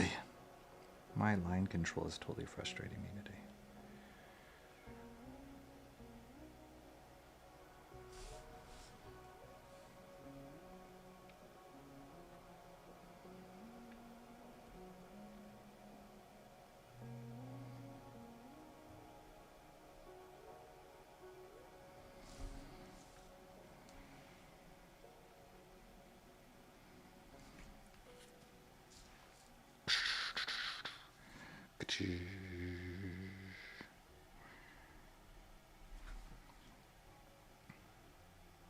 Yeah, there's gonna have to be some cleanup there.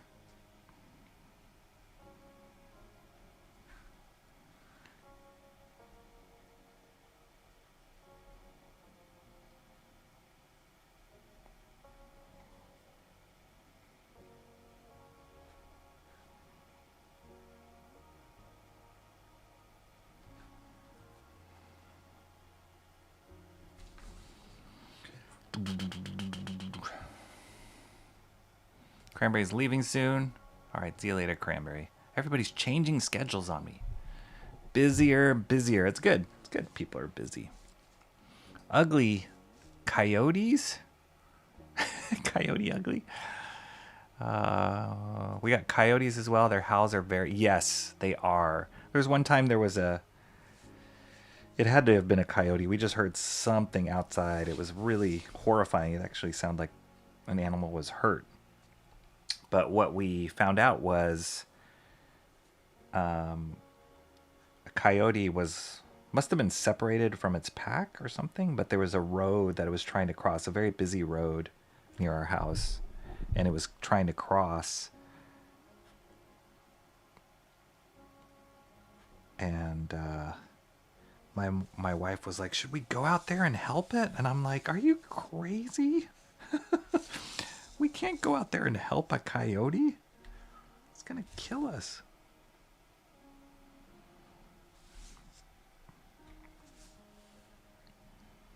But it was yelping, and it was really sounded painful.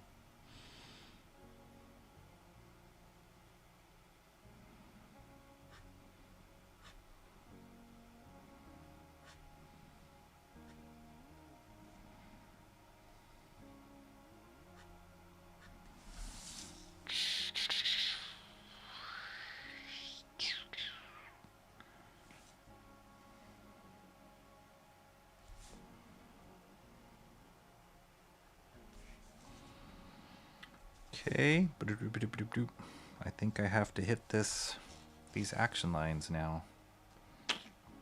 There's no way around it.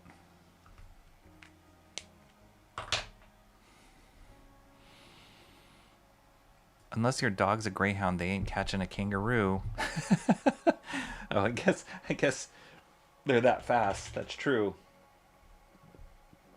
Good point.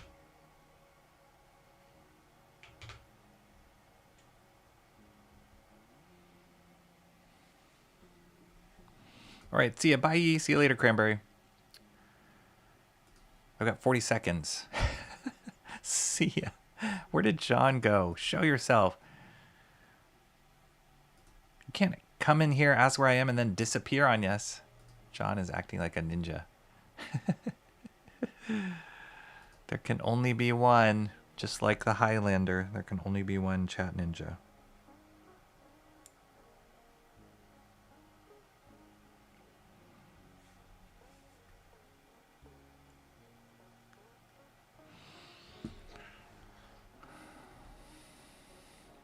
Might be a dinner run knowing him, though he would have said that, I'm sure. Yes, yes.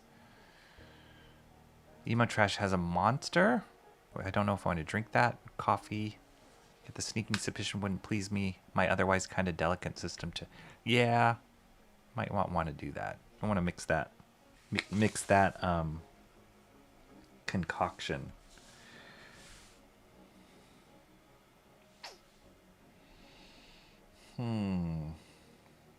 How to do this.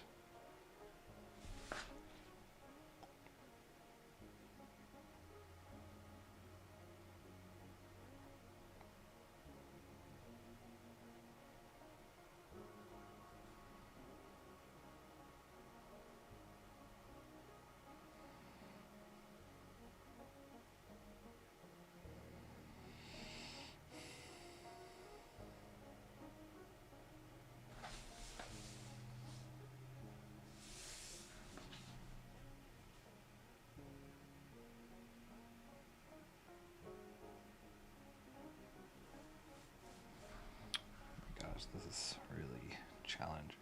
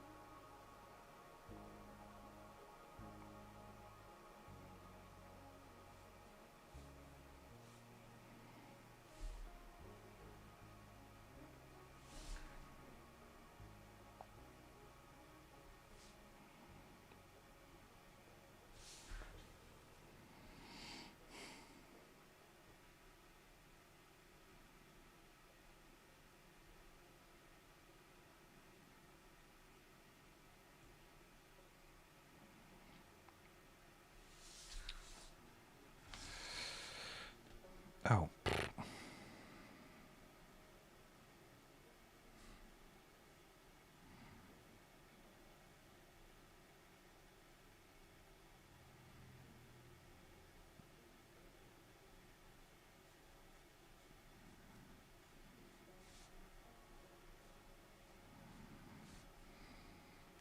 I almost feel like I should just black the whole thing out and then draw the white streaks.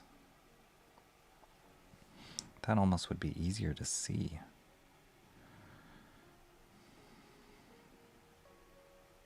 I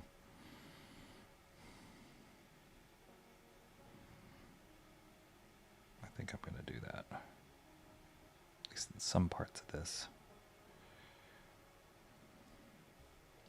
Trying to keep those negative shapes straight and directional was a lot harder. But if I did it with white paint, sorry, just thinking out loud. If I did it with white paint, that would be a little bit easier.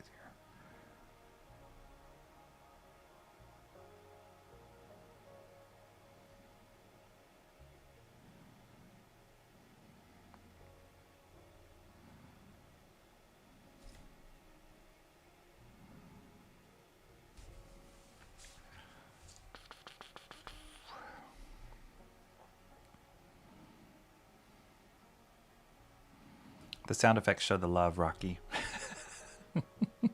I hope so. Which comic superhero does your real life self most resemble? Not necessarily your favorite, just the most fitting. A question for Rocky and all the chat. Ooh. That's a good question. Comic superhero that my life resembles.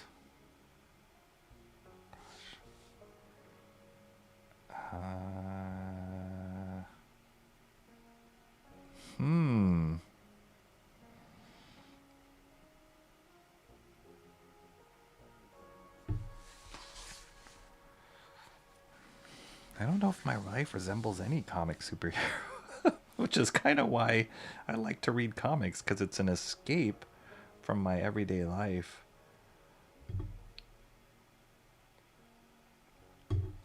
Um,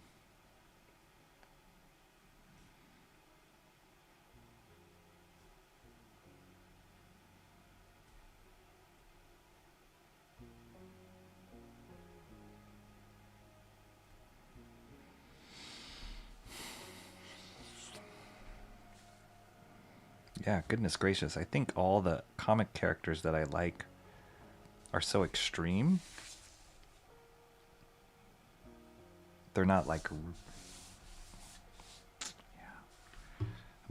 I'm running through the Rolodex of comic book characters and I'm like, nope, I'm not a billionaire with like a bunch of tech,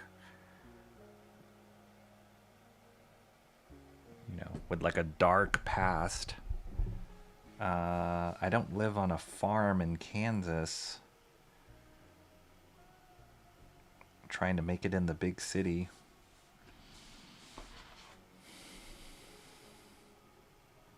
I didn't go to a private school or boarding school with other weirdos. I'm not a scientist. Like Spider-Man? Not really. I don't know.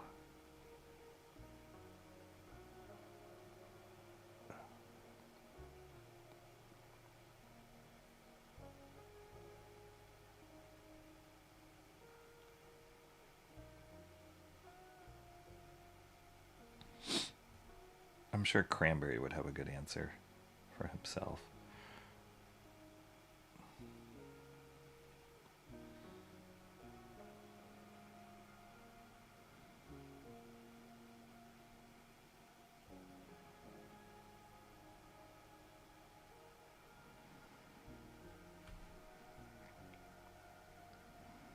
I think Shant would be some sort of vampire or something that doesn't sleep.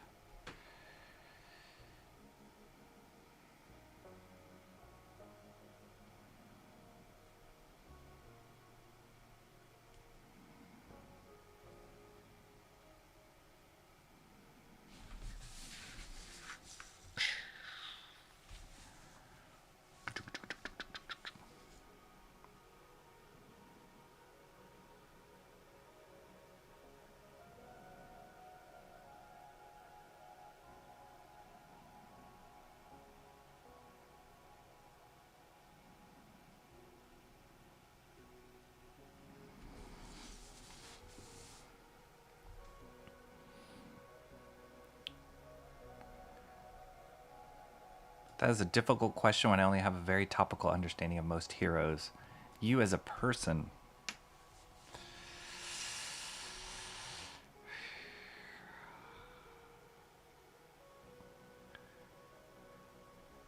I don't know.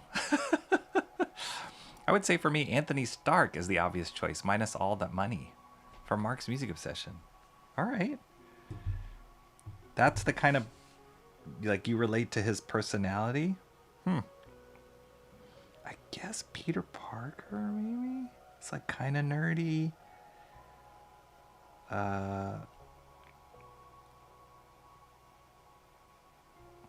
He definitely, Peter Parker definitely like played up with his girlfriend and then wife. Like, he didn't really deserve MJ. I can feel the same about my wife.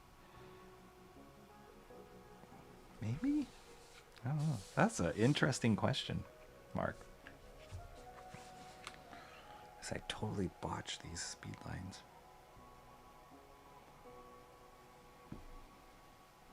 Shant would just be Spring Ball. That's right.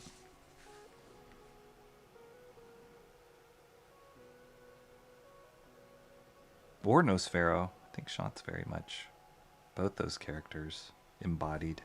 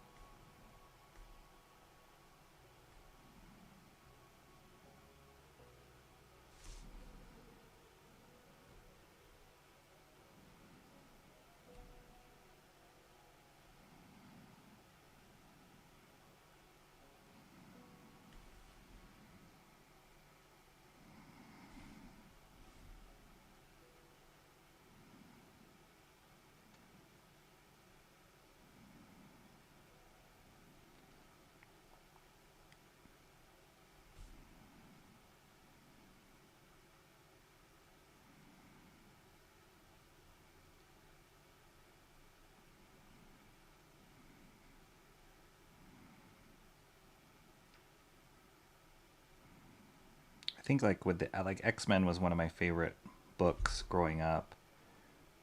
And I'd say out of all those characters, not in like size or powers, but I related to Colossus quite a bit. He was just this like very head in the clouds, optimist, dreamer. He was an artist too. And when they leaned into that aspect of his character,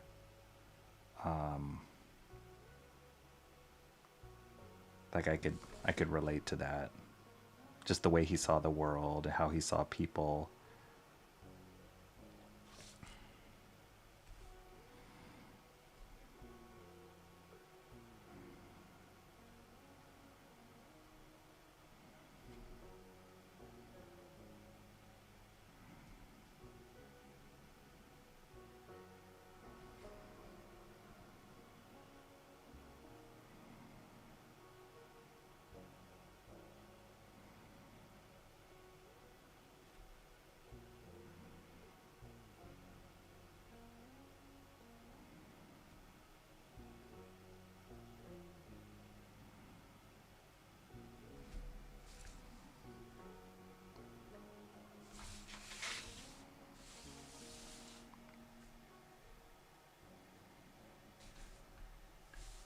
Oops, sorry. Off frame.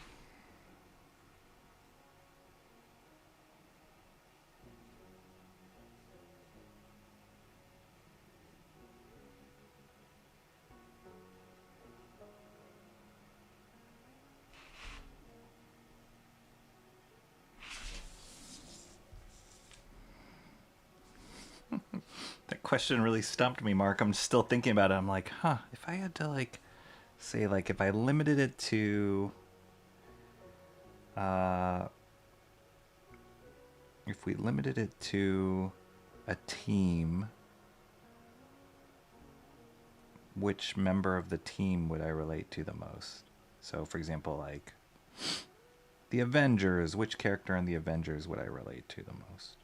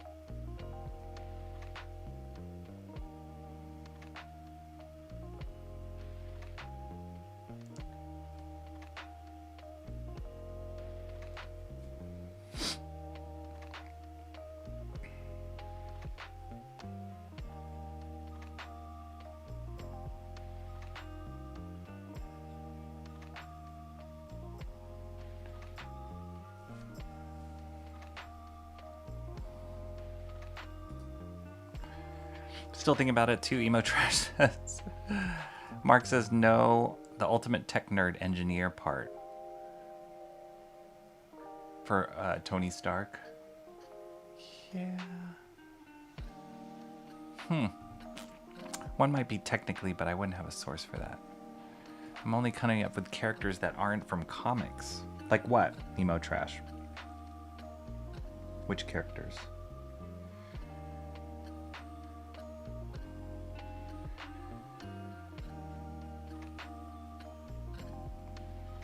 Wow, this is the stumpiest question, Mark. This is a good question. I'm even just trying to think of like any character, not even superhero comic characters, like any character. What character? I mean, there's certain aspects of all characters when you attach to a story that you relate to.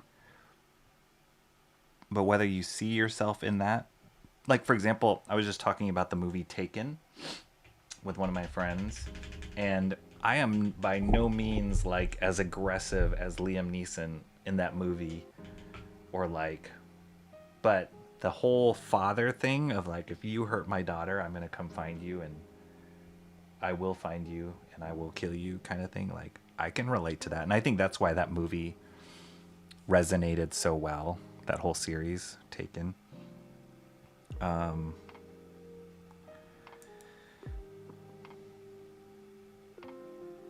just trying to think of any recent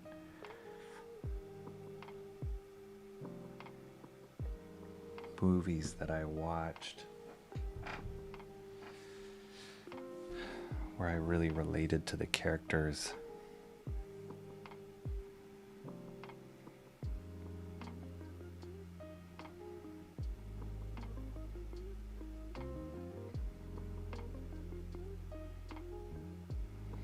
Like they had this whole, I watched Thunderbolts, I just mentioned that.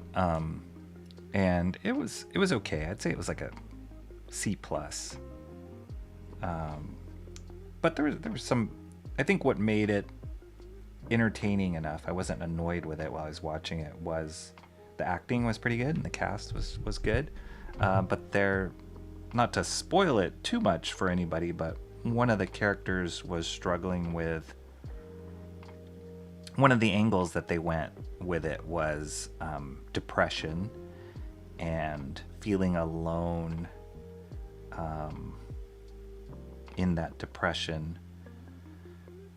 And then they kind of manifested that in the character's powers and the whole story, pretty much, of like, you're not alone and we're a team, we're together, we're a family, even though we're all outcasts. So that was really relatable. I've never struggled with deep depression, but like some people have. But there are days where you're just depressed and things aren't going well, and you kind of get in your own hole. And I'm the kind of person, when I get depressed, I'm not a verbal processor, contrary to popular belief. You just kind of go into yourself. And so they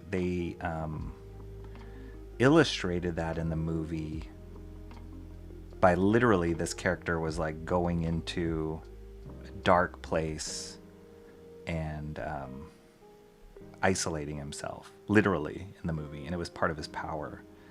So that was cool. That aspect of it was kind of cool because it was relatable and yet also exaggerated for the sake of a comic book movie. So in similar aspects, whether that's depression or being a parent or being a hero or kind of being a tech nerd, whatever, I think that's the power of stories, of narratives, to be able to tap into that human relatability and yet, skin it in whatever world you want to.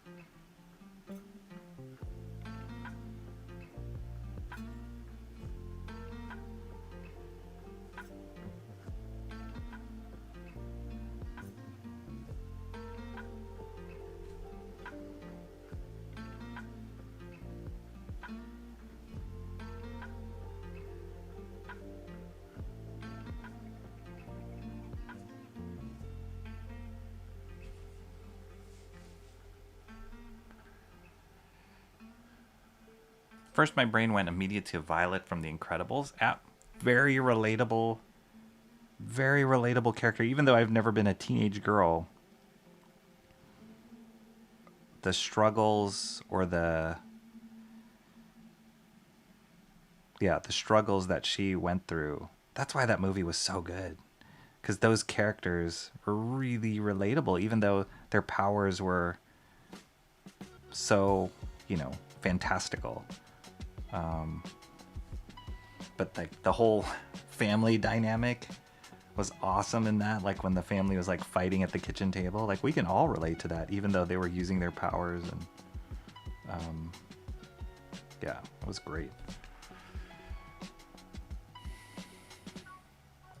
I also kind of went to specifically the 2012 Nickelodeon version of Leonardo, though neither of those feel 100%.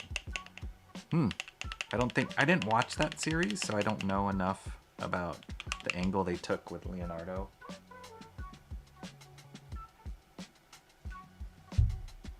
Okay, I think I can switch to... I'll stick with this brush and finish up these areas here. This has been challenging though. This is actually more challenging than inking Electra's face, is all these like speed line stuff. Probably gonna have to go back in with white. What's up, awesome one? Steak and potatoes. Yes! That's awesome! Always awesome. How are you doing? Is that what you're cooking today? Steak and potatoes?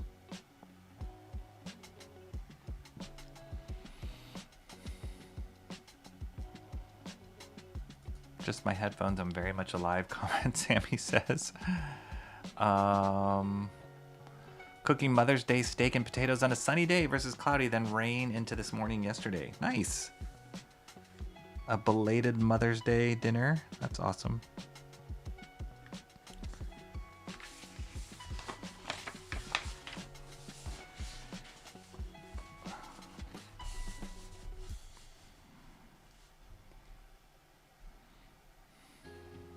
Stark isn't in my top 5 even of favorite characters, but jumps in as the most fitting right off the top of my head because I'm a giant tech nerd, always tweaking designs and equipment. That's cool.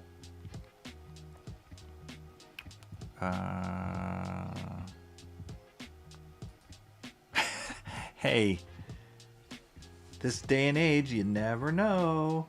You never know.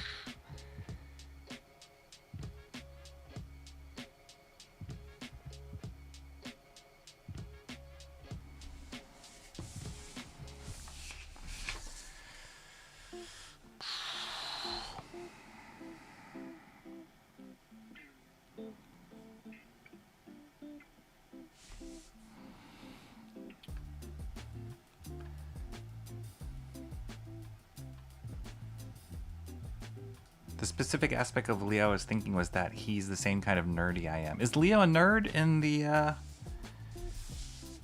The 2012 TMNT. I always felt like, at least the old TMNT that I watched, Donnie was always the nerd.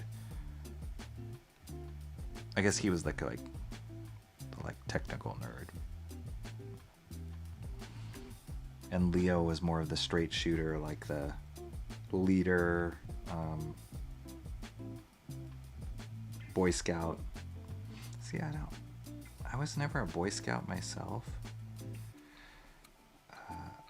I'm not like rebellious. I guess people would describe me as like a rule follower. But I was never like a Leonardo Cyclops type rule follower. I think if it was like in the Teenage Mutant Ninja Turtles, I would probably relate to I would probably relate to Raphael. Not that I'm that dark, but like it's kind of broody and in the corner by himself, did things off. Kind of marched to the beat of his own drum. It's kind of like that.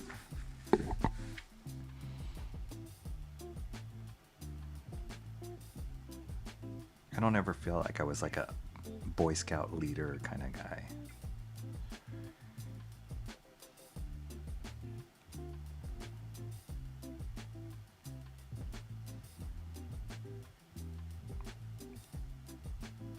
Like Raph was always very, and this is the old Ninja Turtles. I don't know how it was in the newer version, but he was always like very convicted and passionate about what he believed. I can kind of get like that.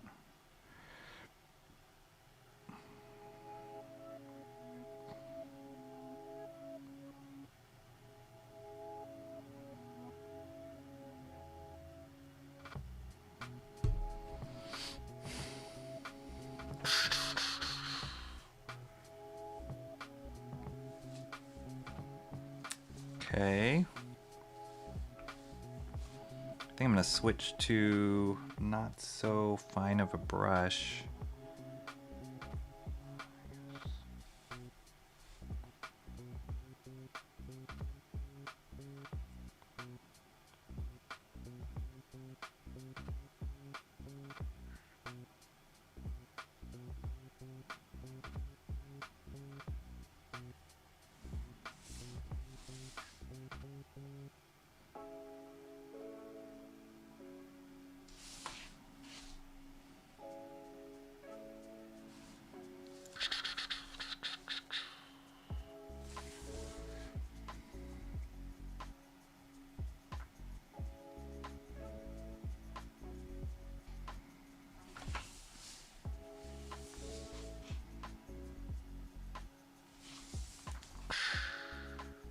Okay, I'll switch to brush. Just wait until the hormones jump in, Sammy. He quotes his favorite cartoon character all the time. He's adorable. Oh, Leonardo does? Nice. Yeah, I don't think I was as goofy as Michelangelo. Kinda. I mean, he was always the goofy one in the old series. Donatello was kind of the nerdy one. I could kind of see a little bit of Donatello in me. This is such an interesting question mark. I'm just stuck on it in my brain, like running through all the characters and stories.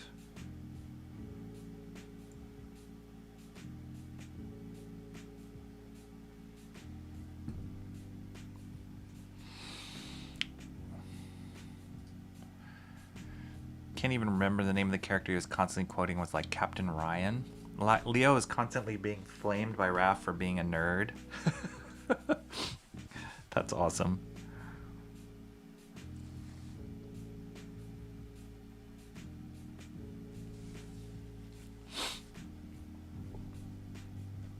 Oh, I love this like dry brush texture. That's another thing I haven't really played around with, was dry brush texture. I'm gonna find a page that does that. But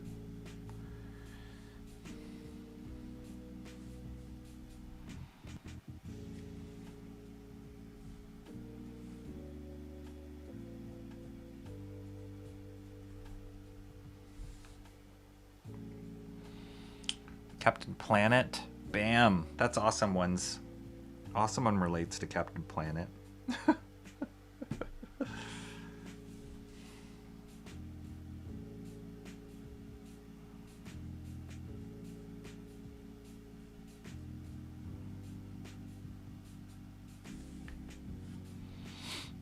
Leo is more a comic nerd. Donnie is the tech nerd. Oh, okay. Then I would be more like Leo in that case.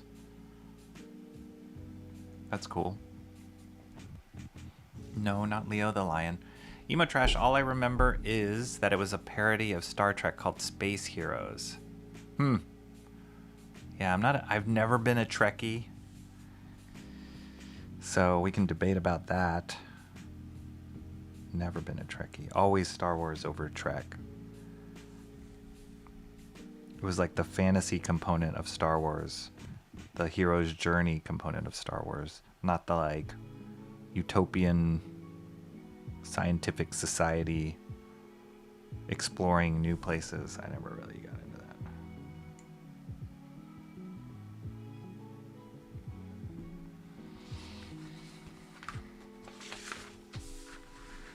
Let's see, out of like Star Wars characters, which character would I relate to the most out of Star Wars characters? Like classic Star Wars characters?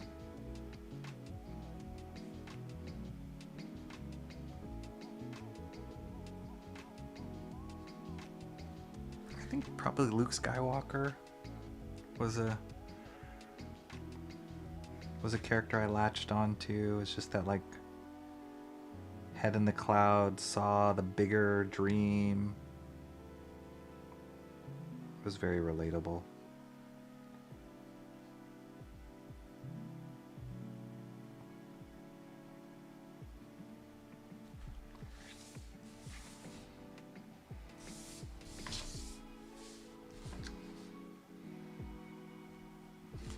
Whoa, it went way out of here.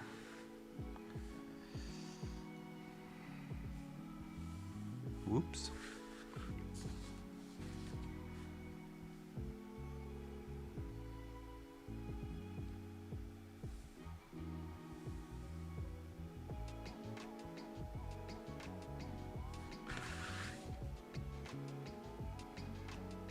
I went way out of the border here.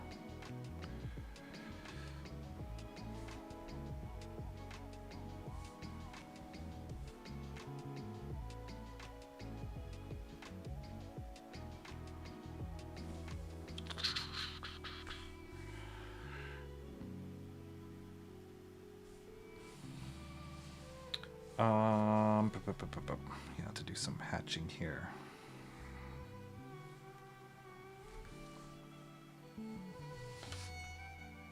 Can't even see where that. What's the line here? Let me go check that line.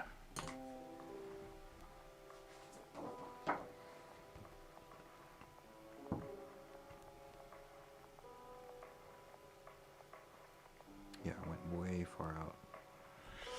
Whoops. Awesome One says he related to Shredder or Casey Jones. Shredder? Casey Jones, I can see that. I mean, not for me, but I can see people relating to Casey Jones. Shredder. How so, Awesome One?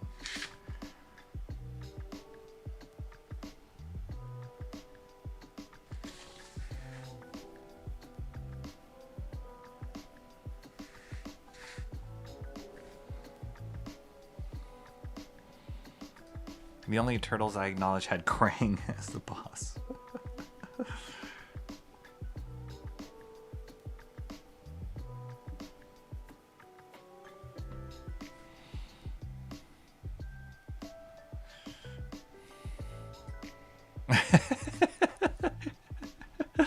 Getting into the debates here. What is the real Turtles? Have you ever read the original Teenage Mutant Ninja Turtles run, the comic run? You should read it. It's very different than the 2012 Turtles, obviously. But it would be cool for you to see like some of those personalities are still there, but it is different. They definitely modernized it more.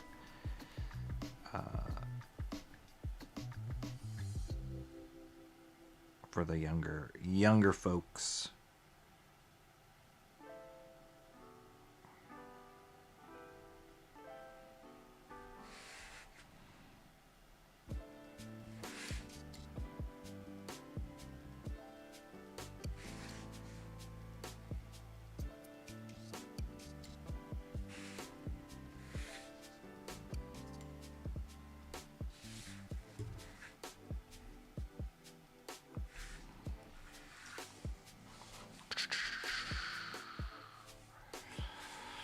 I'll have to clean this up because the border goes down here.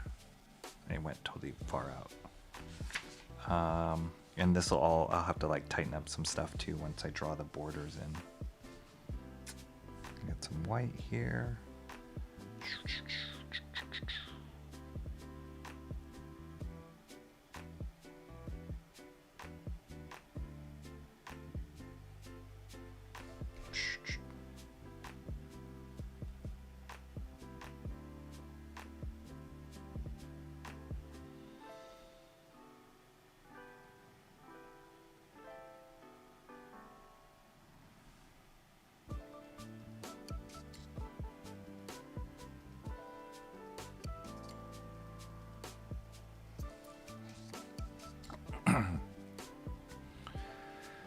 When I ask a comic-related question for once.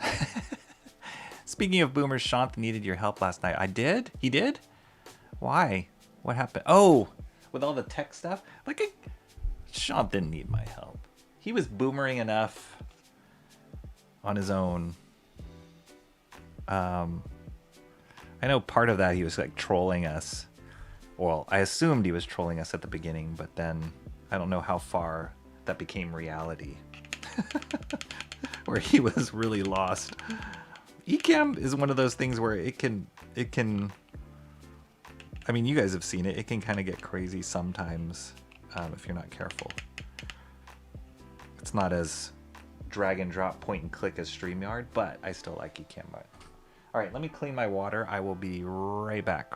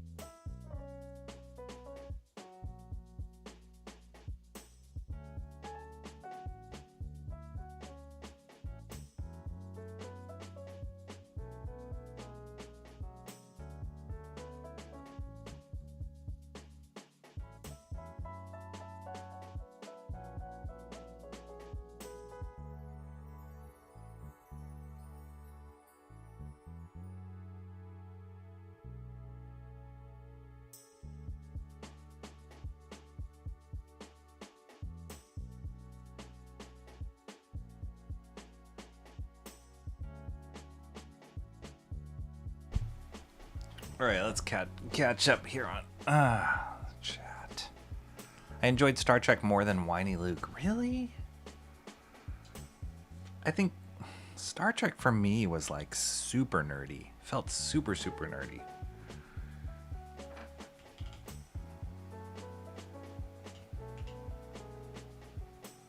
That's why I never got into it. I mean, I was a nerd, but never got into Star Trek. Not that kind of nerd. Never seen Comrade Sammy. Okay, homework. Hello. Never seen Star Trek or Star Wars. Just watch 4, 5, 6. If you can only watch one Star Wars, watch 4. A New Hope. Best one.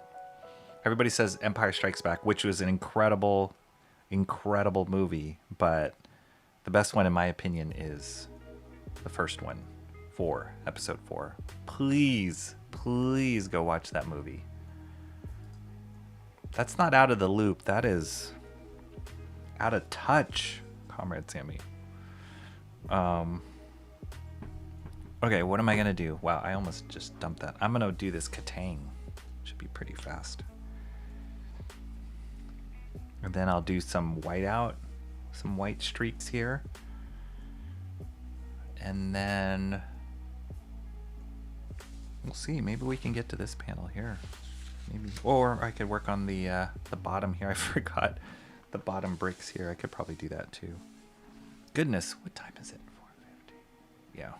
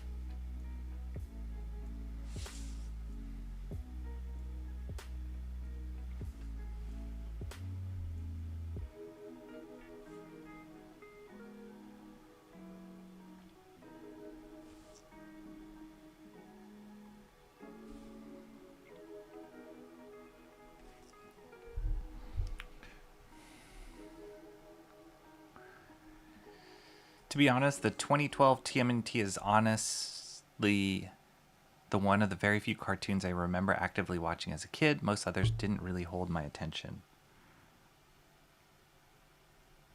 That's fair. Wait, Rocky relates to whiny Luke. I did.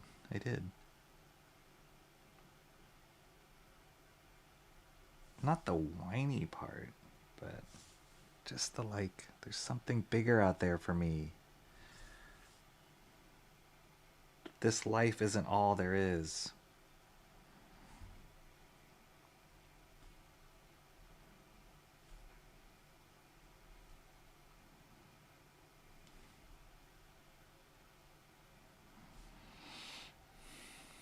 I was actually a weirdo that watched a lot of the Animal Planet reality TV type shows too. Those are good.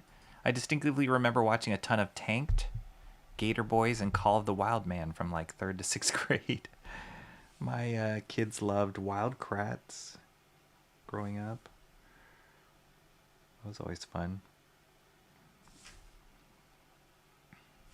The shows for me growing up, when I was a kid, it was Transformers, He-Man, G.I. Joe, Batman the Animated Series,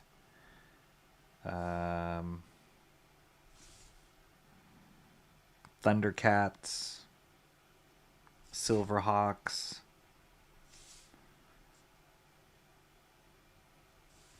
Spider-Man and His Amazing Friends. Man, we had a lot of good shows. It's funny because comics were kind of they were a niche thing. Not as popular and mainstream as they are now, but it seems like the TV shows we had back then were a lot better.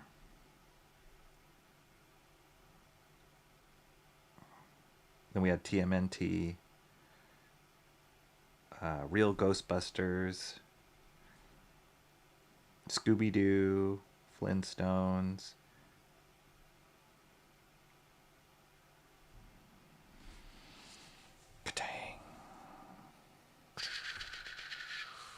Simple enough.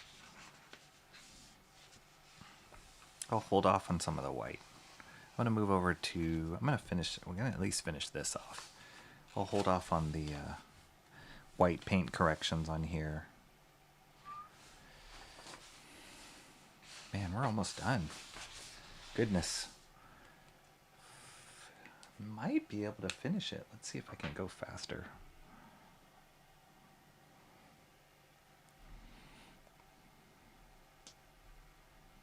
Mark's Music Obsession says, I'm more Boba Fett than Han Solo. Is that just because the, like... I mean, Boba Fett was cool. He was definitely cooler. Is it because he's, like, quiet? We didn't really have... I think the cool thing about Boba Fett, for me as a kid, was we didn't know that much about him. He was mysterious. And that was so appealing. You can kind of make your own story to his backstory. That was the genius of Boba Fett. I don't even think Lucas anticipated Boba Fett being as popular as he was when he created him. He was just another one of the bounty hunters, and then his design was just so outstanding that fans went crazy and just started making a backstory for him. And so I feel like Lucas kind of ran with that.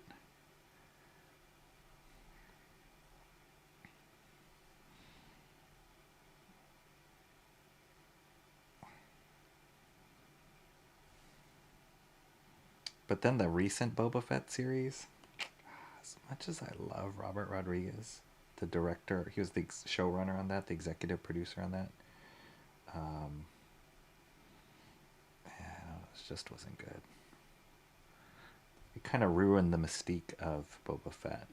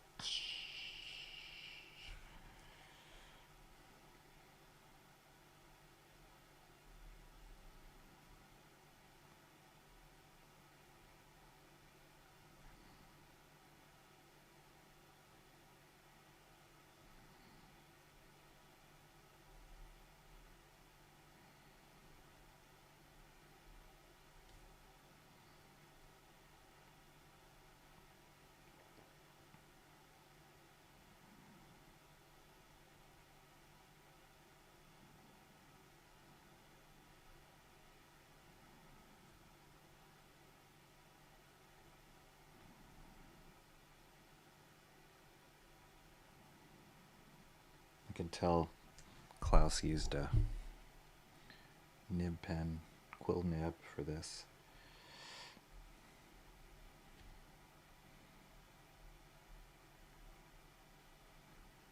But we can get it close with a brush.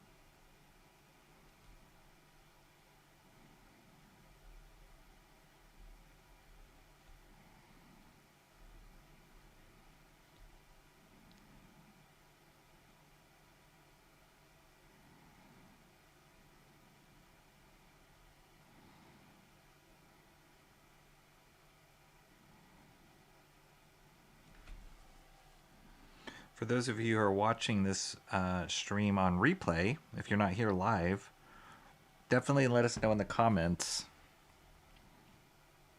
what comic character do you relate to the most?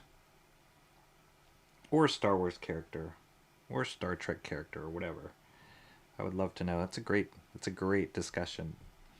Because yeah, it's not just about what you like, whose powers or what fantasy would you love to live,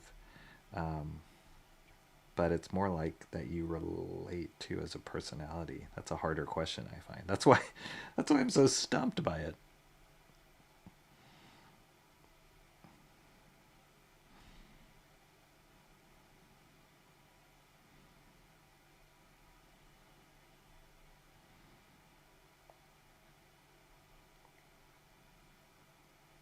But yeah, I can expect, like, I bet you Cranberry Landers would have a good answer. And he's not here right now.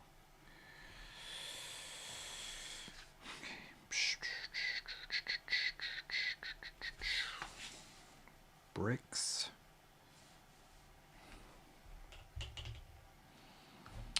Uh, 2012 was I was just getting back to work after a year or two of world and USA travel. Nice.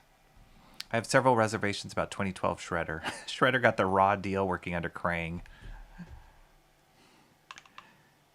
He was like the middle. You thought he was the big boss, Shredder, but then he became the middle boss after Krang. Love the design and the character. Oh, his personality I've gone on several rants about. Rocky didn't get the lips on that woman as dark as the original. Her lips are kind of... you can't quite see it, but because it was a blown up image, they're kind of munchy. Like it's like a munchy printout, so that's why it's a little dark. I could go a bit darker on the top lip, actually. So I'll go back and do that.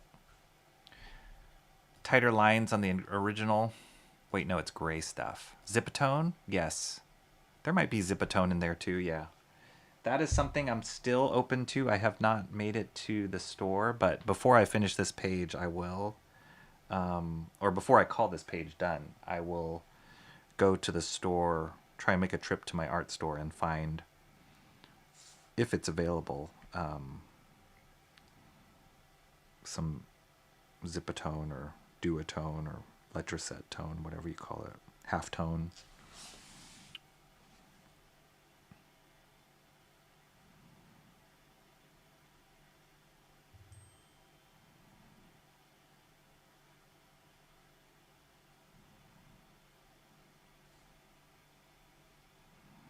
Wow, this brush is really loaded up.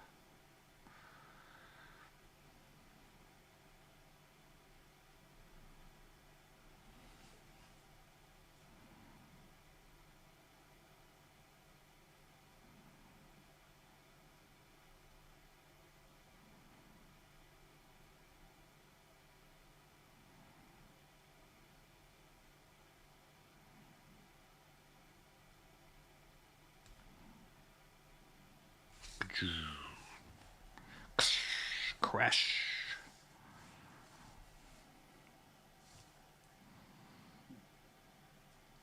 Cool. Okay, so that is officially done. Outside any kind of halftone, zipatone, whatever. This top panel, this left panel is done. The Electra panel is done. I gotta do some whiteout corrections on this third panel. And then there's this guy down here. Let's see how far we can get. I bet you I can get close. I still have a little time. Hang with me, guys. Rocky, use your wife as a reference, maybe. That's weird. I also haven't seen Star Trek or Star Wars, mostly because I can't be bothered. You know what's funny? It's funny that... It's funny that the younger generation, younger than my generation, Star Wars was like the pinnacle of stories for nerds or like sci-fi, fantasy.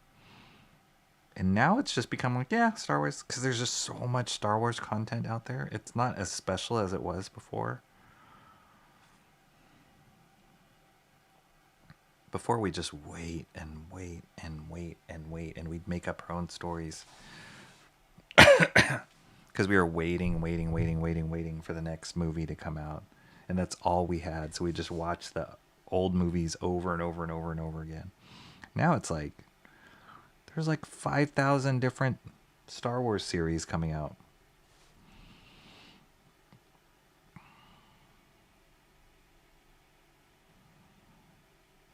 So it's not as precious or exciting to this generation or the younger generation.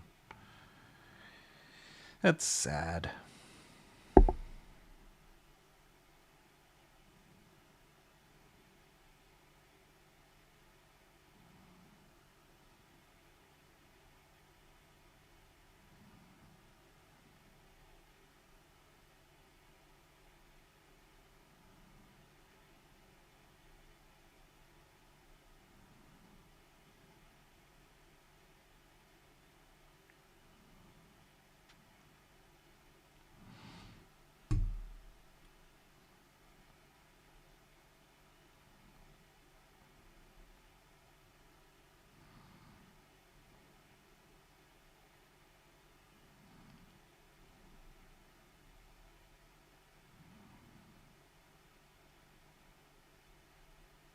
Oh, sorry. Getting stuck. This mic. Adjust this mic a little bit more.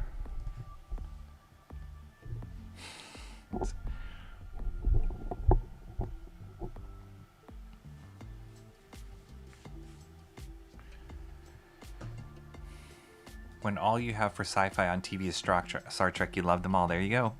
Just doesn't appeal to me. Ain't my flavor of nerdy. It was like all we had for nerdy before, though. Favorite number is 4, so not surprised it's the best. I'll consider watching it. Do it, please.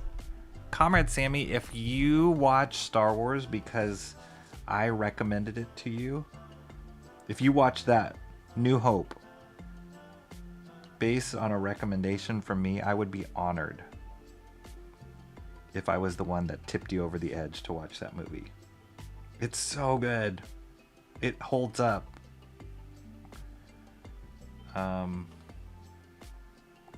Yeah, it holds up. Even to this day.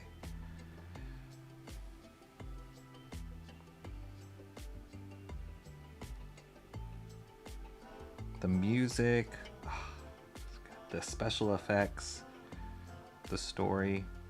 It could just be a standalone movie, and it's great.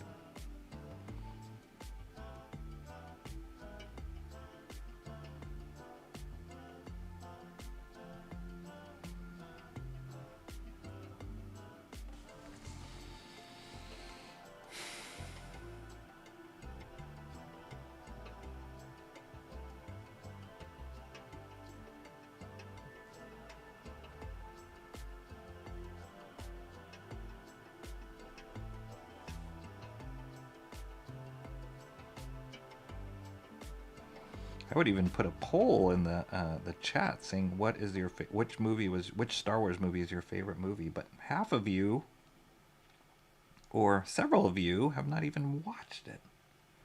How is that even possible?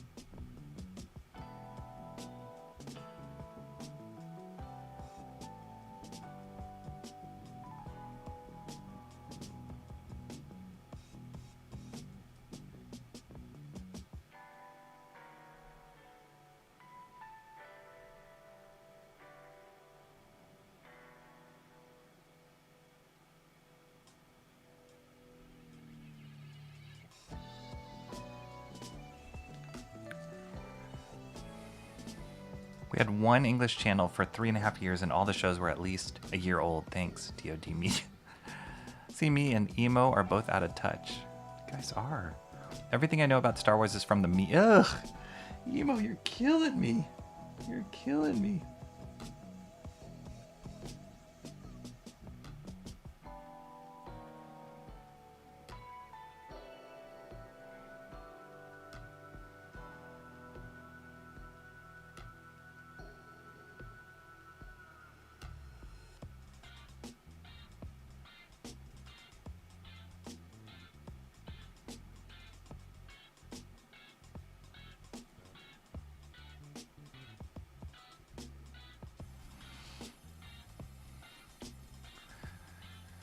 Same with Harry Potter.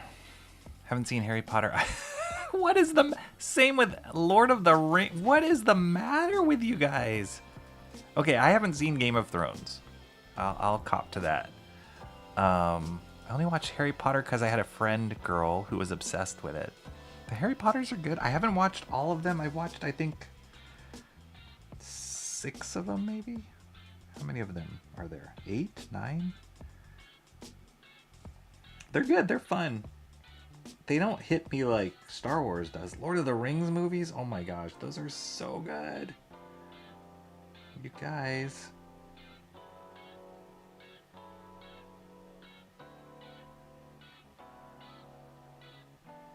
We're going to have a little class on Star Wars. I'm going to have to quiz you guys.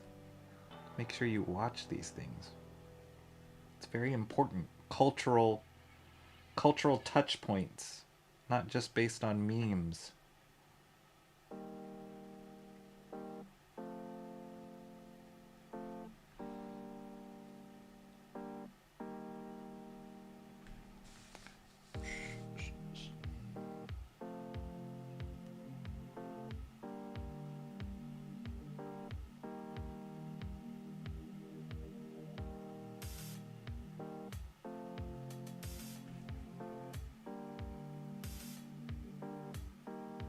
All those Lord of the Rings movies, the first 3 were incredible.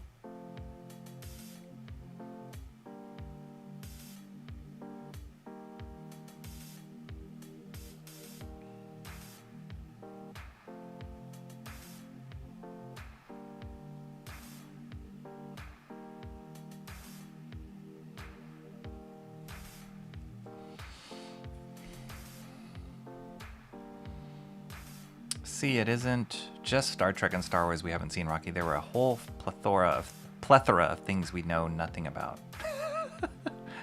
We don't discriminate when it comes to being out of touch. I generally can't really get into anything with a ton of hype behind it. I have to get bored enough to investigate on. And I think that's the problem, because the original did this music get louder? The original movies, when they came out, didn't all have, I guess that's the right volume,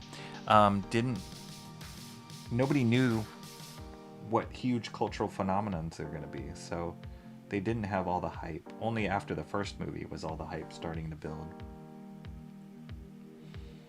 And then we didn't even have the internet when for that hype. It was all word of mouth and like water cooler talk.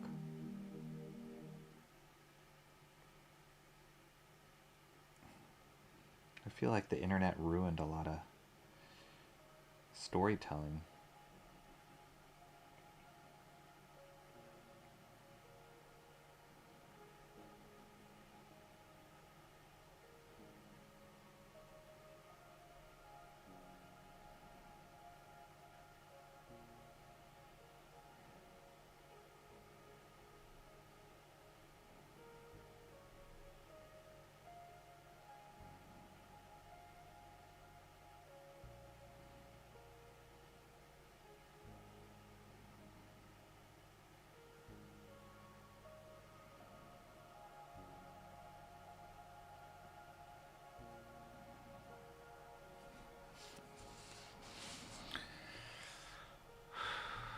I didn't watch Stranger Things till like a year or two after it initially blew up.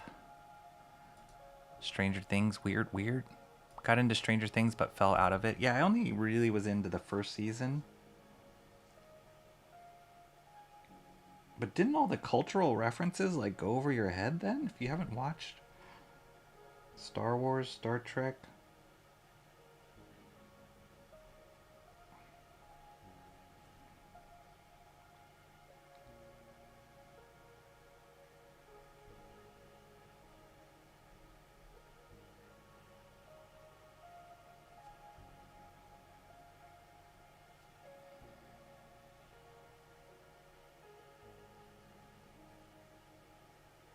This is his camera.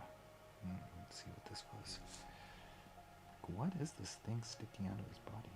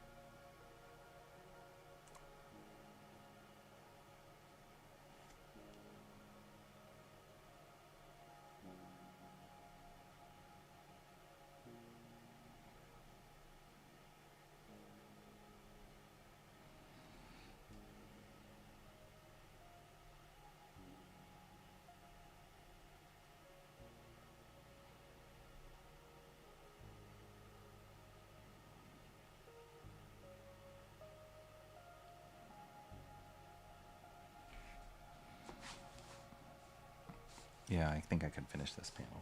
Maybe I won't be able to black in all the blacks, but I think I can finish this. How long does it normally take you to ink a full page of the scale? Thank you, Jake. Welcome. And thank you for getting us back on track. How long does it usually take to ink a full page of the scale? Ooh.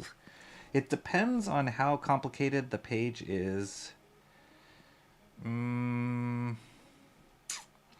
It's really hard to say because I never sit down and like go from start to finish with these.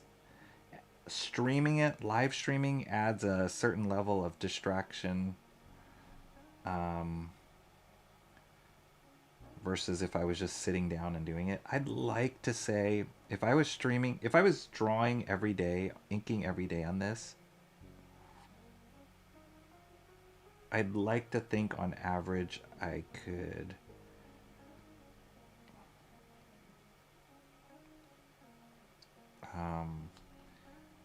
ink a page in a week, which is pretty slow actually. But I'm not also inking 8 hours a day, you know what I mean?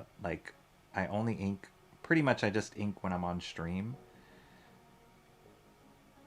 Every now and then I'll do certain parts off stream, or I'll do a little bit of the inking while I'm not streaming, but most of the time the whole point of this is to do this on stream. So let me just guess. 3 hours. It's 5:15. If I was inking straight,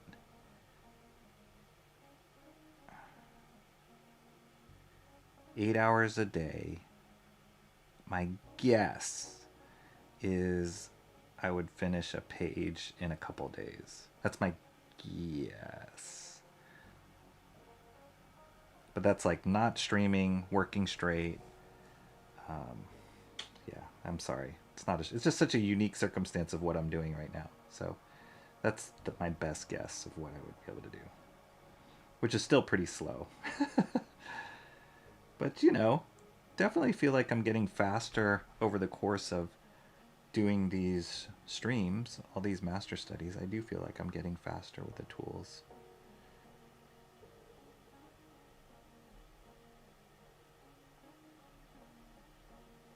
Depends on the style. Like the Mobius page that I did, there's a lot of detail, a lot of line work in that, and that would take longer than a page like this.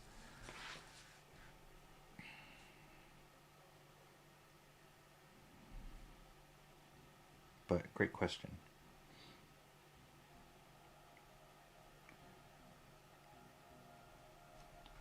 I always hear these stories of how fast comic book artists are, whether penciling a page or inking a page, and my gosh. And that was just inking, mind you, Jake. Not even include penciling. Penciling would probably double the time.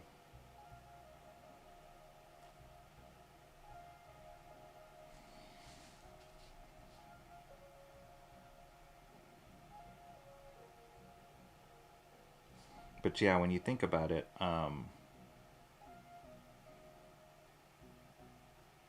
artists that had to do like a monthly book, 22 pages, that's penciling and inking and coloring and production and all that. Oof, that's so fast. Very hard. So no wonder a lot of artists would like fall behind or don't make that schedule.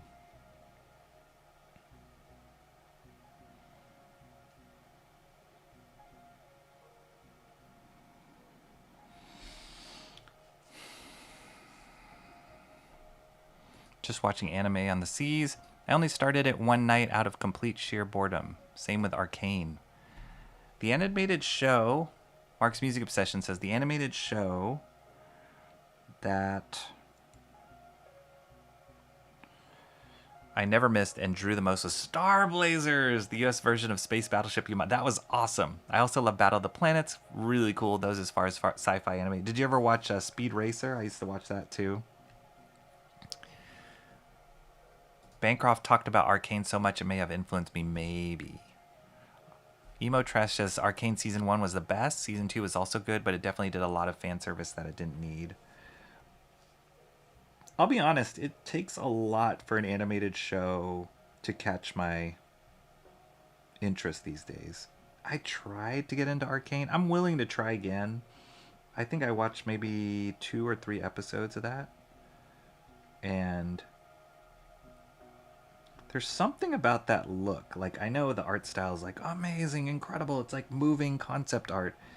But for me, it's almost like concept art is concept art for a reason. And it's almost like too much. The style was too much for me for Arcane. I don't know. I'll have to go back and watch it. Try it. If you guys will go and watch episode 4, New Hope, Star Wars, I will give Arcane another try. I think I'm just getting too old for all this newfangled animation style stuff.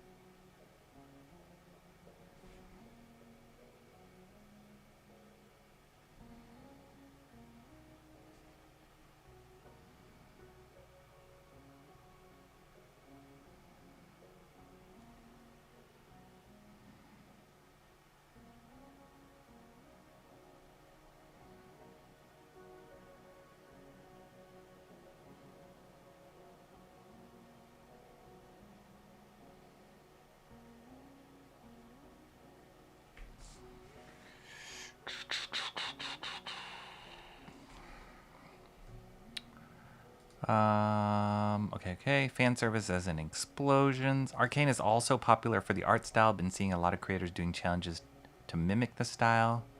Yes. Specifically the one lesbian ship that didn't need to happen and made 0 sense. I am far behind. I'm looking forward to seeing how disappointed he is in us when he finally catches up. Definitely murdered those 2 characters for me because it made no sense for them to be put together. Blah, blah, blah. Labyrinth and Neverending Story. Those are great. I like Neverending Story better than Labyrinth.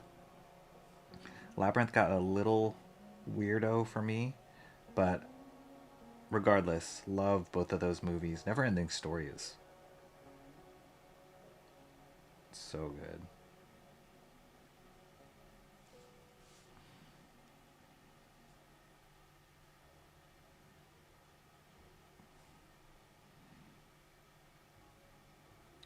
Dark Crystal, still one of my favorites, like all-time favorite movies.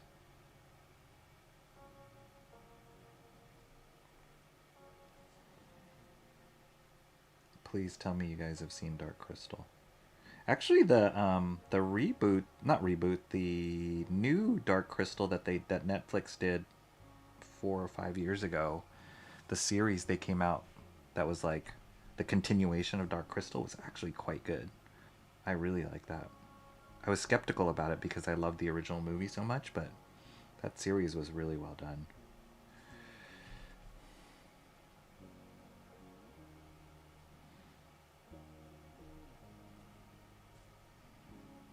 I'm purposely drawing these stairs freehand as opposed to using a ruler because I like that look. Gives it like a more of an organic quality to it. Hand touch quality to it.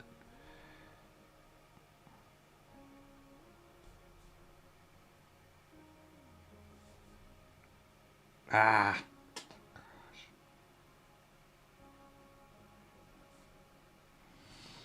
You also run the risk of making a mistake like that, but oh well. Can always correct.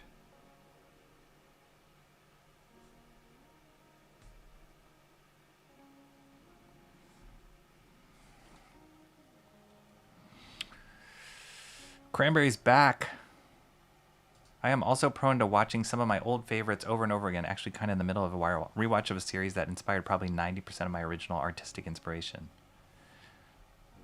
What is that? Emo Trash. You got to let us know what it is. I do remember loving the Princess Bride is great. Oh my gosh, that's a good movie. Really good movie. The book actually is really funny. I read the book much later than... I mean, I saw the movie as a kid, but I read the book as an adult, and the book is hilarious. Like, it's one of those books. Not many books do this to me, but like I laughed out loud reading that book, so I recommend that.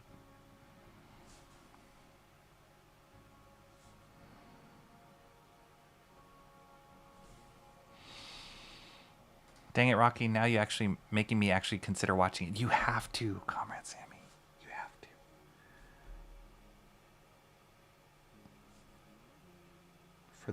For the love of all that's sacred, you have to watch A New Hope. And then I dare you not wanting to watch Empire Strikes Back after watching A New Hope.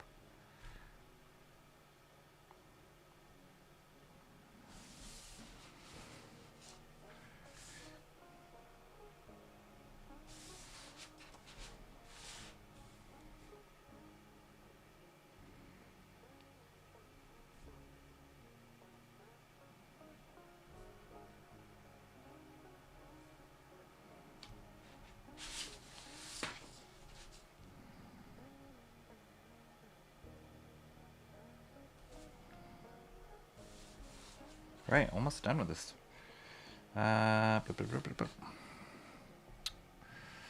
Cranberry Landers says, Star Wars is great except for everything other than the original trilogy. Except for everything other than... That's a lot. But yes, I agree. I mean, there's some good stuff and a lot of the extra things that have been done since the original trilogy. I'm not going to say it's all bad, but nothing compares to the original trilogy for me. Like, nothing gets as good as that.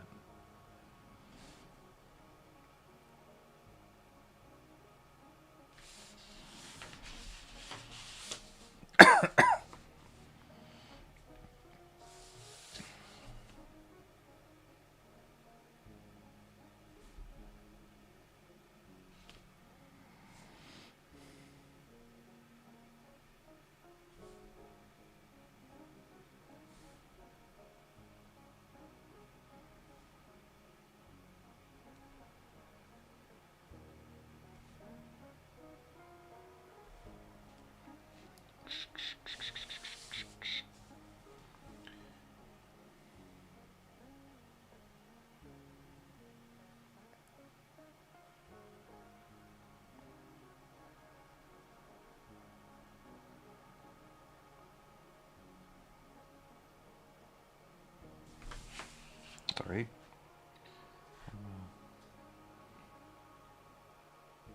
Off frame here.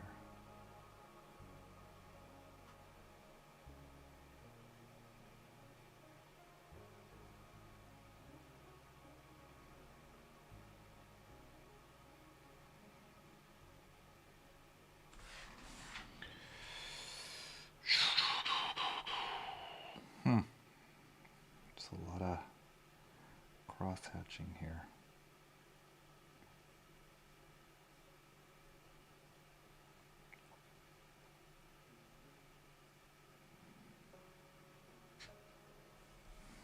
I think I'm just gonna like hatch in that corner.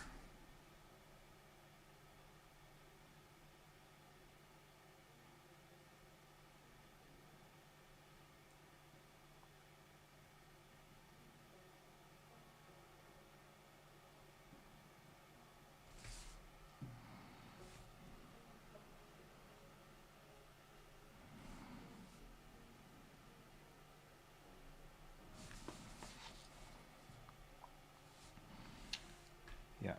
Yep.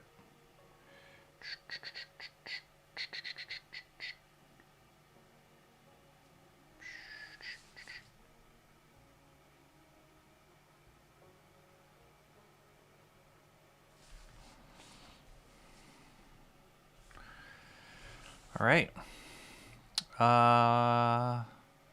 Marriage. Love the Princess Bride. Yes. That blessed arrangement. I have several custom text tones I made from it. Nice. Inconceivable. Okay, now we found common ground for everyone.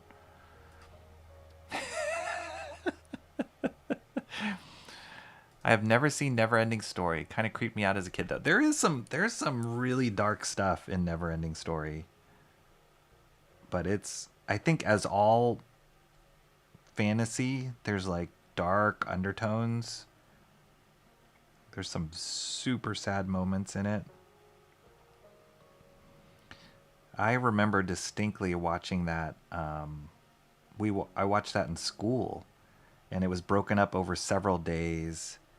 You know, it was the kind of thing where you would sit at the front of the classroom, they'd turn on the TV, and you'd all gather around on the floor watching it, and we watch it over several days, and I was just totally enmeshed in that story. When I get a text, my phone sounds, I'm waiting. It's from the movie. Now that Cranberry's here, Mark, want to repeat the original question just to see if he has a good answer? I enjoyed all Star Wars except Disney Star Wars, though I was hoping the second one would have Luke ascend to mentor, and was hoping the black dude would be on par, if not better than Rey. I think a lot of us did. Cranberry, the question Mark asked was of comic stories or comic characters, which one do you relate to the most? Not which one is your favorite, but which one do you relate to the most? Which kind of stumped me and stumped a lot of people in the chat. And we got onto this subject of Star Wars and how some people haven't even seen it. We derailed, that's right. You said Lord of the Rings, but meant Star Wars, Rocky.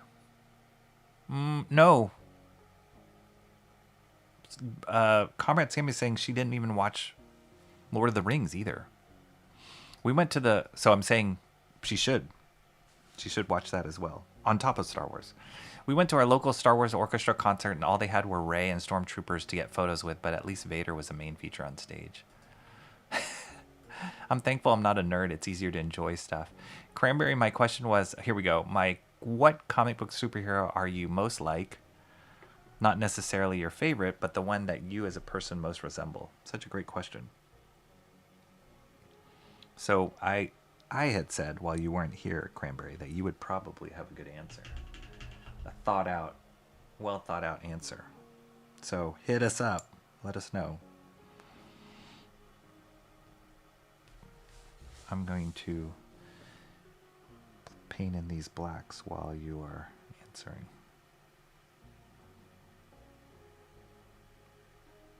And then we'll wrap it up. I don't know if I'll probably have to do that hatching, that cross hatching off stream. I gotta look at it more closely. Well, we'll see. See how this goes. But I do have to wrap up soon. Cran is Xavier. I do remember there was a Neverending Story reference in one of the later seasons. According to Grok, Spider-Man, Peter Parker, when he's kicked out from MJ's place, bachelor alone, eating junk food in a tiny, disheveled apartment, down on his luck. That's what you relate to? You needed Grok to tell you that? That's kind of depressing. But relatable. Very relatable. I think Peter Parker has that everyman. That was his strength. The everyman relatability. Always, wanted to date the prettiest girl. Tried to be seen by the prettiest girl. Kinda a nerd. Well, I mean, he was really a nerd. Getting bullied by the jocks.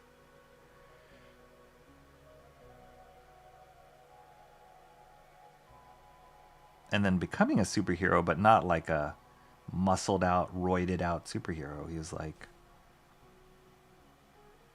super strong, but still lanky and young, witty. Not a meathead.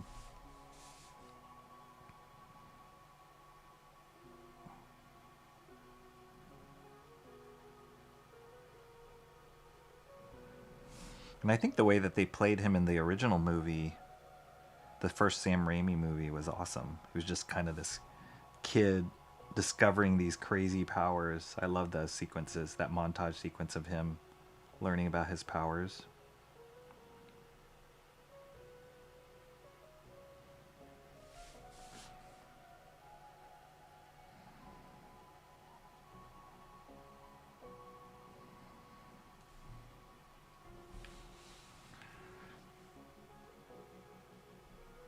Look how dramatic these stairs are with the shadows placed in.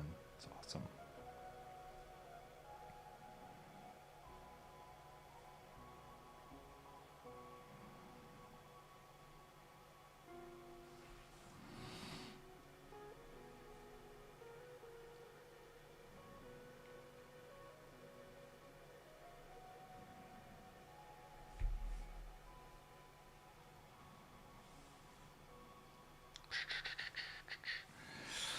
All right, just a bunch of cross-hatching there. Guess I could do it. Let me let it dry for a second. Catch up in the chat and let it dry. Okay. Trying to be positive, joke around nonetheless. Ask AI who I... AI, Grok, who is Awesome One? I happen to agree with the AI in that sense. I provided a rundown of my personality where I'm at... That's such a nerdy thing. You're totally Peter Parkering it now, Cranberry. I provided a rundown of my personality where I'm at to get that feedback. I assume that was the one I was most like beforehand. Nerd. Physically, maybe the walrus. The walrus? Oh my gosh. The blob.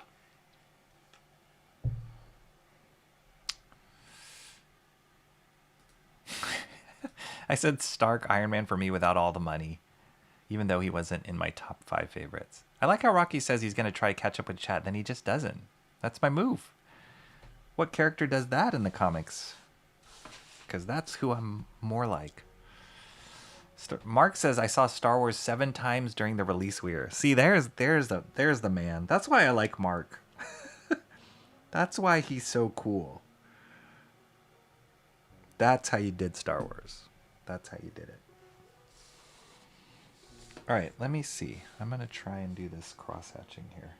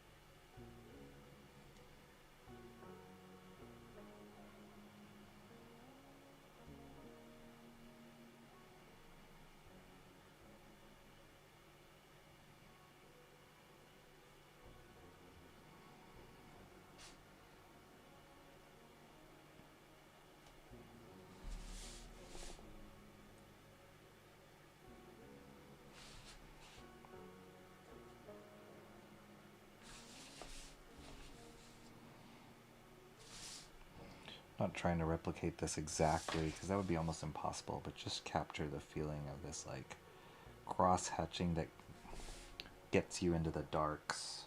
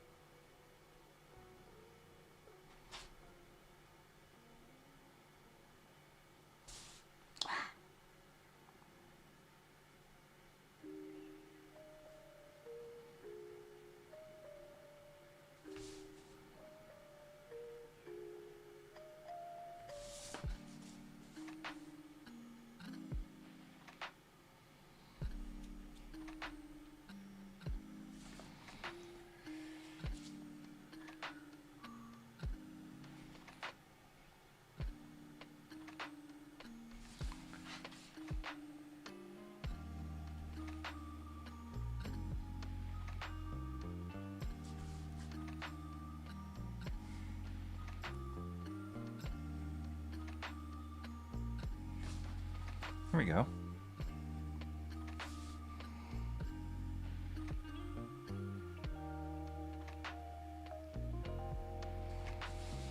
Cool. Check it out. Ugh, look at all my mistakes. I got a lot of mistakes to correct on this one, but check it out. We did this 2 panels. Pretty much hit it all. A few corrections to do in here, but I can handle those off stream. A lot of it has to do with the whiteout corrections. But yeah, I'll handle that stuff off stream. A couple places, but check it out. Alright, let me wash my brush off. I'll catch up on chat and then we will call it. So the next steps will be, I'm gonna do some corrections off stream with white paint. Some will be here, adding in some extra streaks. Some will be whiting out this mess down here and a couple of mistakes that I had. And then, oh, whoops, I missed that one spot.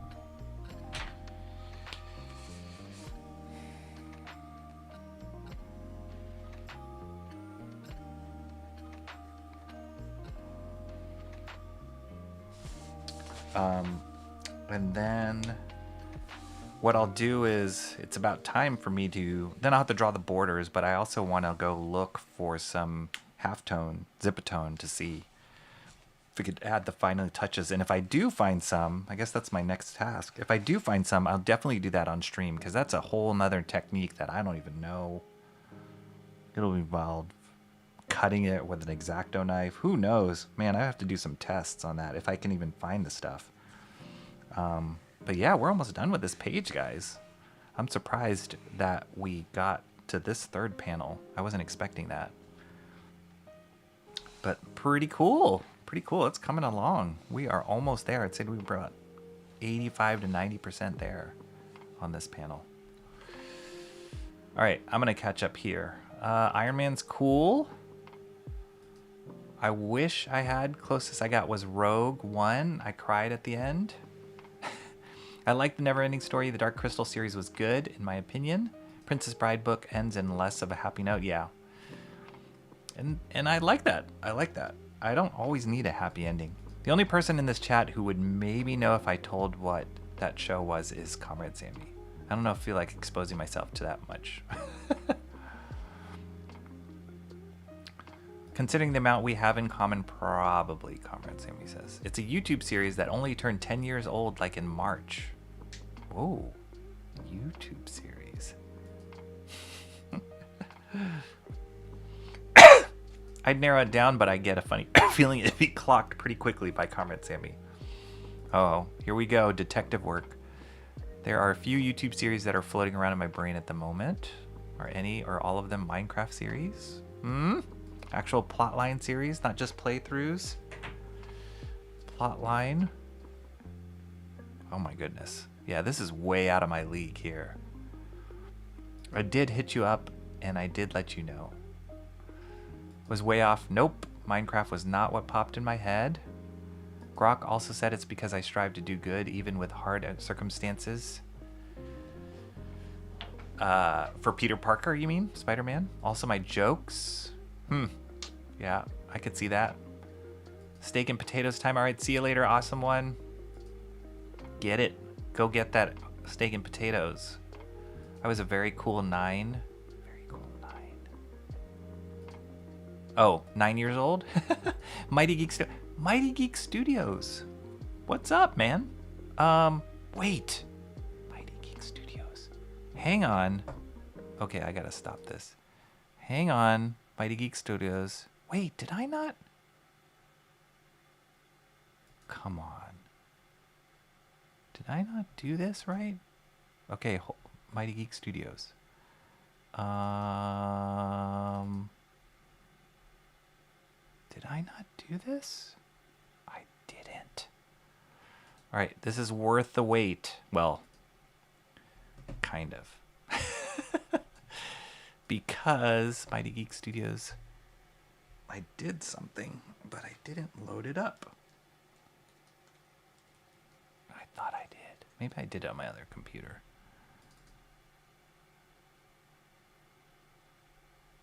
All right, let me look this up. And if it's not here, I'm in trouble. Ah! Okay, download.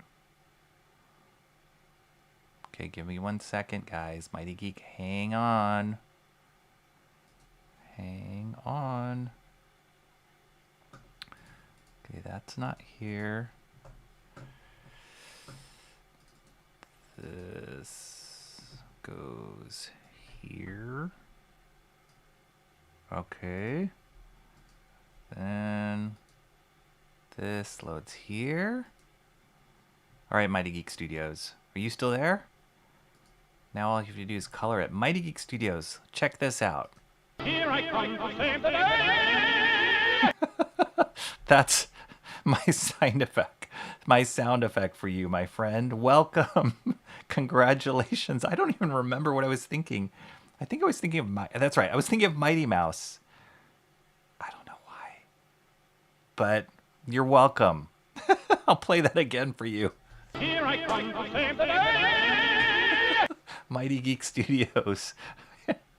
That was not what I was expecting. For some odd reason, I thought I did something different. But that's what it is now, so no turning back. No backsies. Mighty Geek Studio now has a sound effect on our channel, everybody. Grok says you're like Mr. Fantastic. What Marvel superhero would be closest to a lanky, creative, smart, funny, dependable, caring, hardworking guy? He has 2 kids and a wife, industry leader. Lanky. Wow. Thank you. Mr. Fantastic? I do have the white. I do have the white here. I do have the white. That was my evaluation of you. You're also practical, though.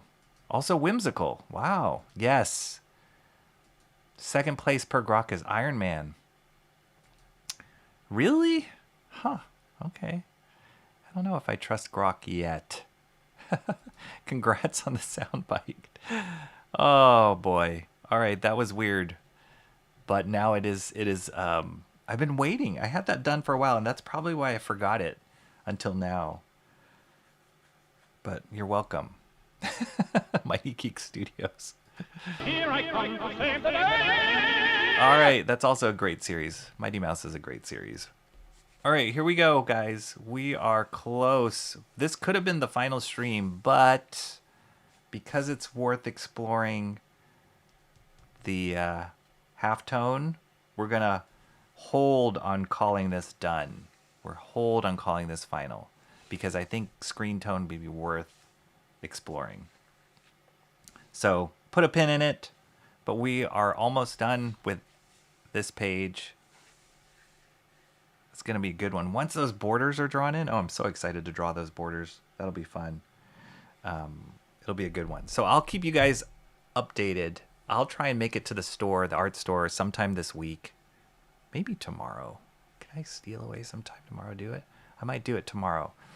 And see what I can find. I'll probably call around a couple art stores and see what I can find. But that'll be great. That'll be a great, unique thing to try out a different technique on this page. And I think it'll add a lot too. It'll be fun. It'll be fun to kind of see that. All right. I think that's it. We hit it. We did it.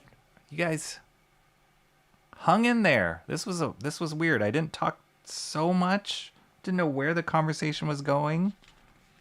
But thanks to a timely question by Mark's Music Obsession, we dove into all sorts of pop culture. Predominantly those of you who have not seen Star Wars, Lord of the Rings. You got some homework to do before next stream. Those are all easy to find. Some streaming service out there. Your homework is to watch the first one for both of those. A New Hope, Episode 4, A New Hope, and Fellowship of the Ring. Watch those 2 movies. That's like 5 hours of your day. But watch those 2 movies. Those are really good ones to start off with on pop culture. That'll actually put us on a similar playing field. I feel like we're talking 2 different languages now if we don't have that as a foundation of our nerd knowledge. Finish it tomorrow, Comrade Sammy says. I'm not asking about me. Could be a scary answer. Yeah, grok it, Cranberry Langers. What is Mark's Music Obsession? Sounds fun. Ciao, Rocky. See you guys later. I doubt I will. Come on. This is hypothetical. Maybe Lord of the Rings. Come on, Emo Trash. Come on. Bonus points. Come on. Just one movie. One movie. It's really good. That's true, and you'll enjoy it. 90% sure. That's first Star Wars, New Hope, Episode 4, is in my top 5 movies of all time. Like, just filmmaking, visually, sound design, music, acting, top 5. So good. Emo Trash, Comrade Sammy, come on. You can do it. All right, everybody. Thanks so much. If you haven't already, please like this stream. Like it because you love it. Tell your friends. Subscribe. We're at 550 subscribers. Getting close to the 3,000 mark on watch hours. And these Master Study streams do us really well. So if you aren't watching this live, go back and watch this whole thing. You can even watch it at 2x. I think that counts. But watch this whole thing. Great conversation. Please leave in the comments. Answer that question of Mark's. Go back and watch the question. Watch the stream and the question Mark's Music Obsession asked us all, which is what character. We can say pop culture, entertainment character, comic character is what he asked. Do we relate to?